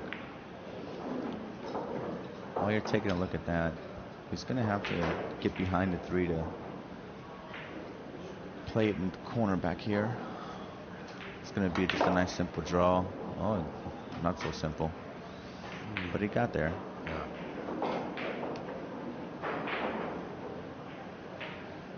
Still playing into the corner, or is he playing into the side? Now the side, yeah.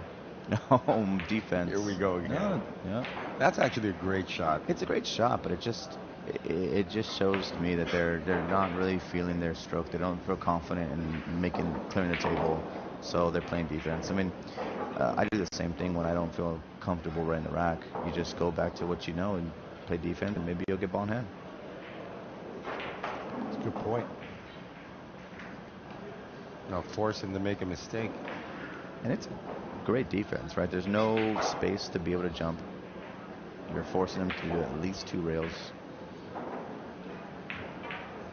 Yeah, when you say at least, that's the only thing I'm looking at right now. Oh, he's going more than 2 rails. Yeah. Oh, good attempt. Well, that's got. I mean, this is it right here. This is his chance. He'll be on the hill.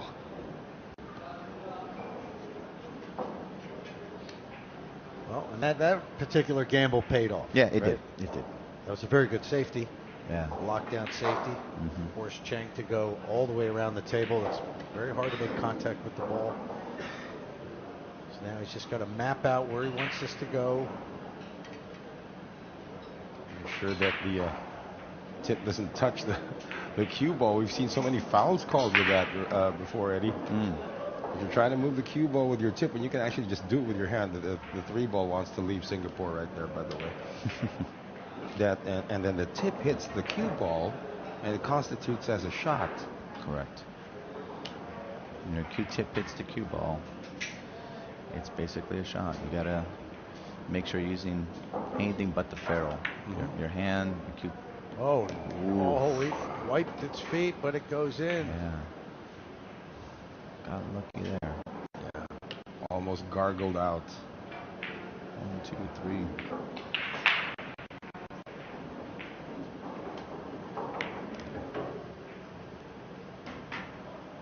Now looks like he's home on this one.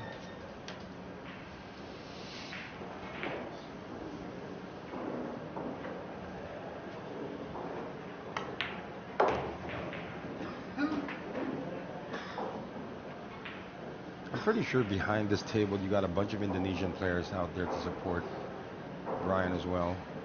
Yeah. Little legs. Should be okay. I like using that term, get legs.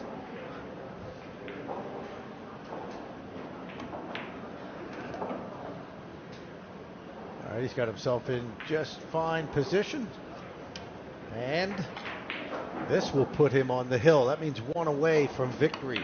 And a spot in the money round of knockout stage of 32. If I'm not mistaken, Ted, that's 5 racks in a row for Brian Gahana. Wasn't he down 5-3? Almost down 6-3, and then Pei Wei missed that easy shot on the 7. Correct. He was down 5-3, then. Yep, that's right. Though it hasn't been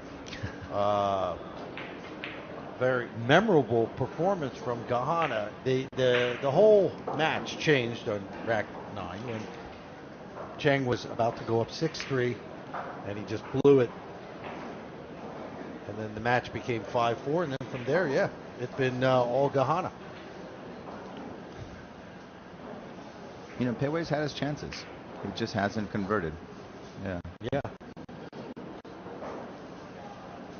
And you guys talked about it being mental, also trying to apply mental pressure on your opponent is also a big factor in this game, as you will attest, Ted, by all the matches that you've covered also, that you put your opponent in certain spots where he has to think about how to escape, you know, how many rails that he needs to get out of the snooker from. That sort of trains you, right? But yeah, that's an interesting point, because I've talked to a lot of players about that, and some will have the mentality that Eddie talks about. Well, you just play the table, but there are players who take the opposite approach, who will play to a player's weaknesses and try to, if they know that he has trouble banking or trouble with safeties, that they will put him in those positions. I remember a match where Lee Van Corteza was up against a weaker opponent, that he did his best to put him on 3 fouls. If he had an open shot, he would do his best to put him on 3 fouls. And that sort of drained his opponent. Well, it's a dry break. Hey, Carlos through. 9-4. Yep. Carlo made So, Eddie, you're down 8-5, a dry break. What's your take here on this long shot on the 1? Well, you know, one game at a time, one ball at a time. Try to get yourself back in the match, right? You do have balls on the corners. It's kind of hard to hide this. I think you do, though. I think you can just hide it behind. Yeah, okay. Or you can take the other side. I would have. Oh, this. okay, That's, I see it. Yeah, there you go. I don't think that's what he was going for, though. I'll tell you that. Maybe he was going for it, because it's so tempting. You got those 2 balls already parked. The speed he played it in. Look at that. But now he's left with another long shot. He got a 5. Yeah, making that didn't really advance him too far. You know, now he's got the defense. I don't think that was quite the intention, but he's probably not mad at it either. There's your defense. He's just not finding the stroke today. I hope for tomorrow he finds it. Yeah, let's clarify that, because this is a winner's side, meaning that both these players have won 2 matches, double elimination format, so whoever wins moves into the final 32. If you lose, you go over to the other side of the bracket, we call the loser side of the bracket, where you have another chance to get in to the knockout stage. In all our years of covering pool, I was always hoping that they'd be renamed something else instead of like calling it the losers bracket. Too harsh? Like, you're a loser, you're there. No? I think we had this conversation before, Ted. You know? Well, you call it the losers bracket. Well, what alternative do you have? Do you believe in participation trophies too? Yeah, that's The one-loss side. Yeah, like or the must-win side. Yeah. There you go. I'll hit the floor. Yep. Nope. That's not going to work. Yeah. And ever since rack number 9, it's been straight downhill for Pei Wei Chang. Well, his opponent is on the hill right now, so he'd better pray that Brian runs into some kind of a problem here. But judging by the layout, The 1 to 2 is the only issue. yeah, here. that's the only issue right now. It's gonna have to try and come around the 3 ball and not make contact, which he did perfectly. That's nice. Great shot. How about the speed? It's just like he put it there with his hand, right? It's like he picked up the cue ball and put it there. That's the correct speed. Well, he might have been a little over to get into the 3 ball.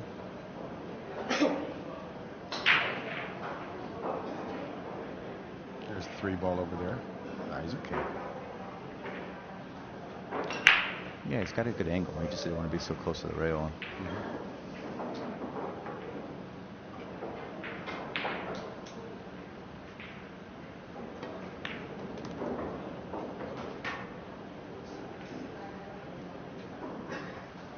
Just a few more balls. It'll be quite a relief. You can take the rest of the afternoon off. Prepare for tomorrow. Yeah, I did bump into Anton Raga before coming in here, and he could have taken the whole day off. I mean, see the sights in Singapore, but he's actually studying his opponents right now.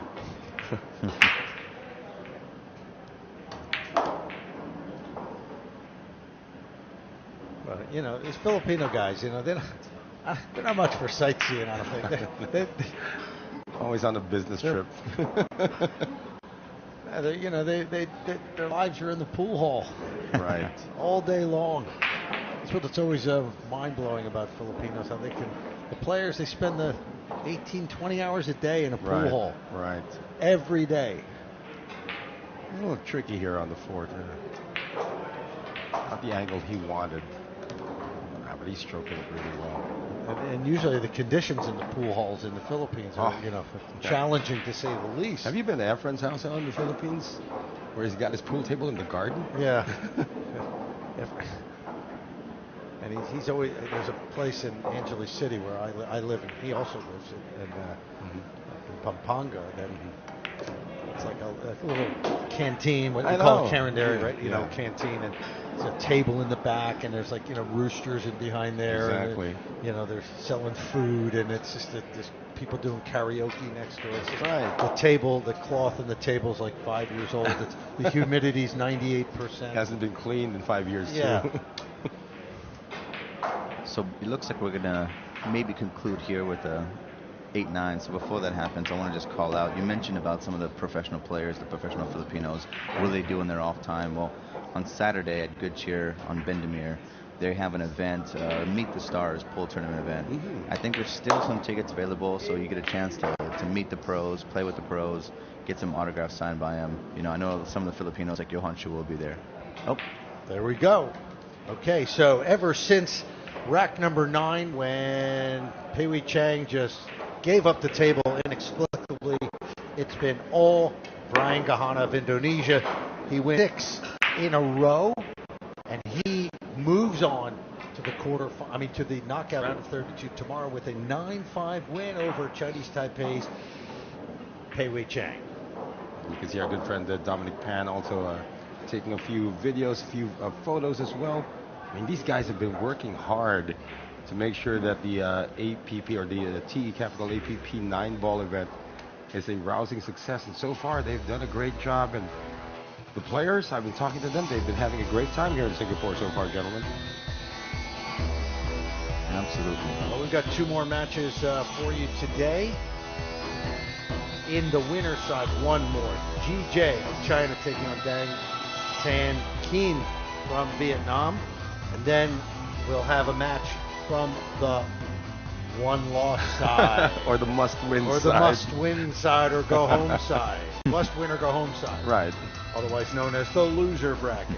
Double elimination going down to the final 32, which will start tomorrow. That's the knockout stage. That's the money round. It all concludes on Sunday here in Singapore. It's the TE Capital Nineball Championship.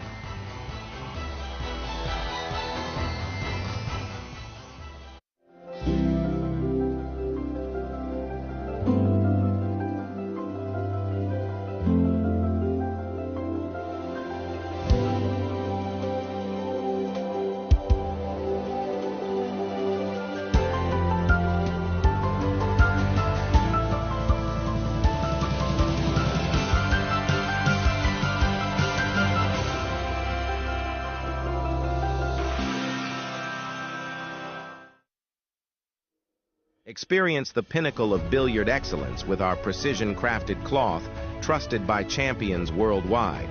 Engineered for flawless play, it's the surface that elevates your game. From professionals to enthusiasts, discover a world where mastery meets innovation. Explore our range of colors and textures to express your unique style. Elevate your game with us. Visit our website today at www.cpbabrand.com.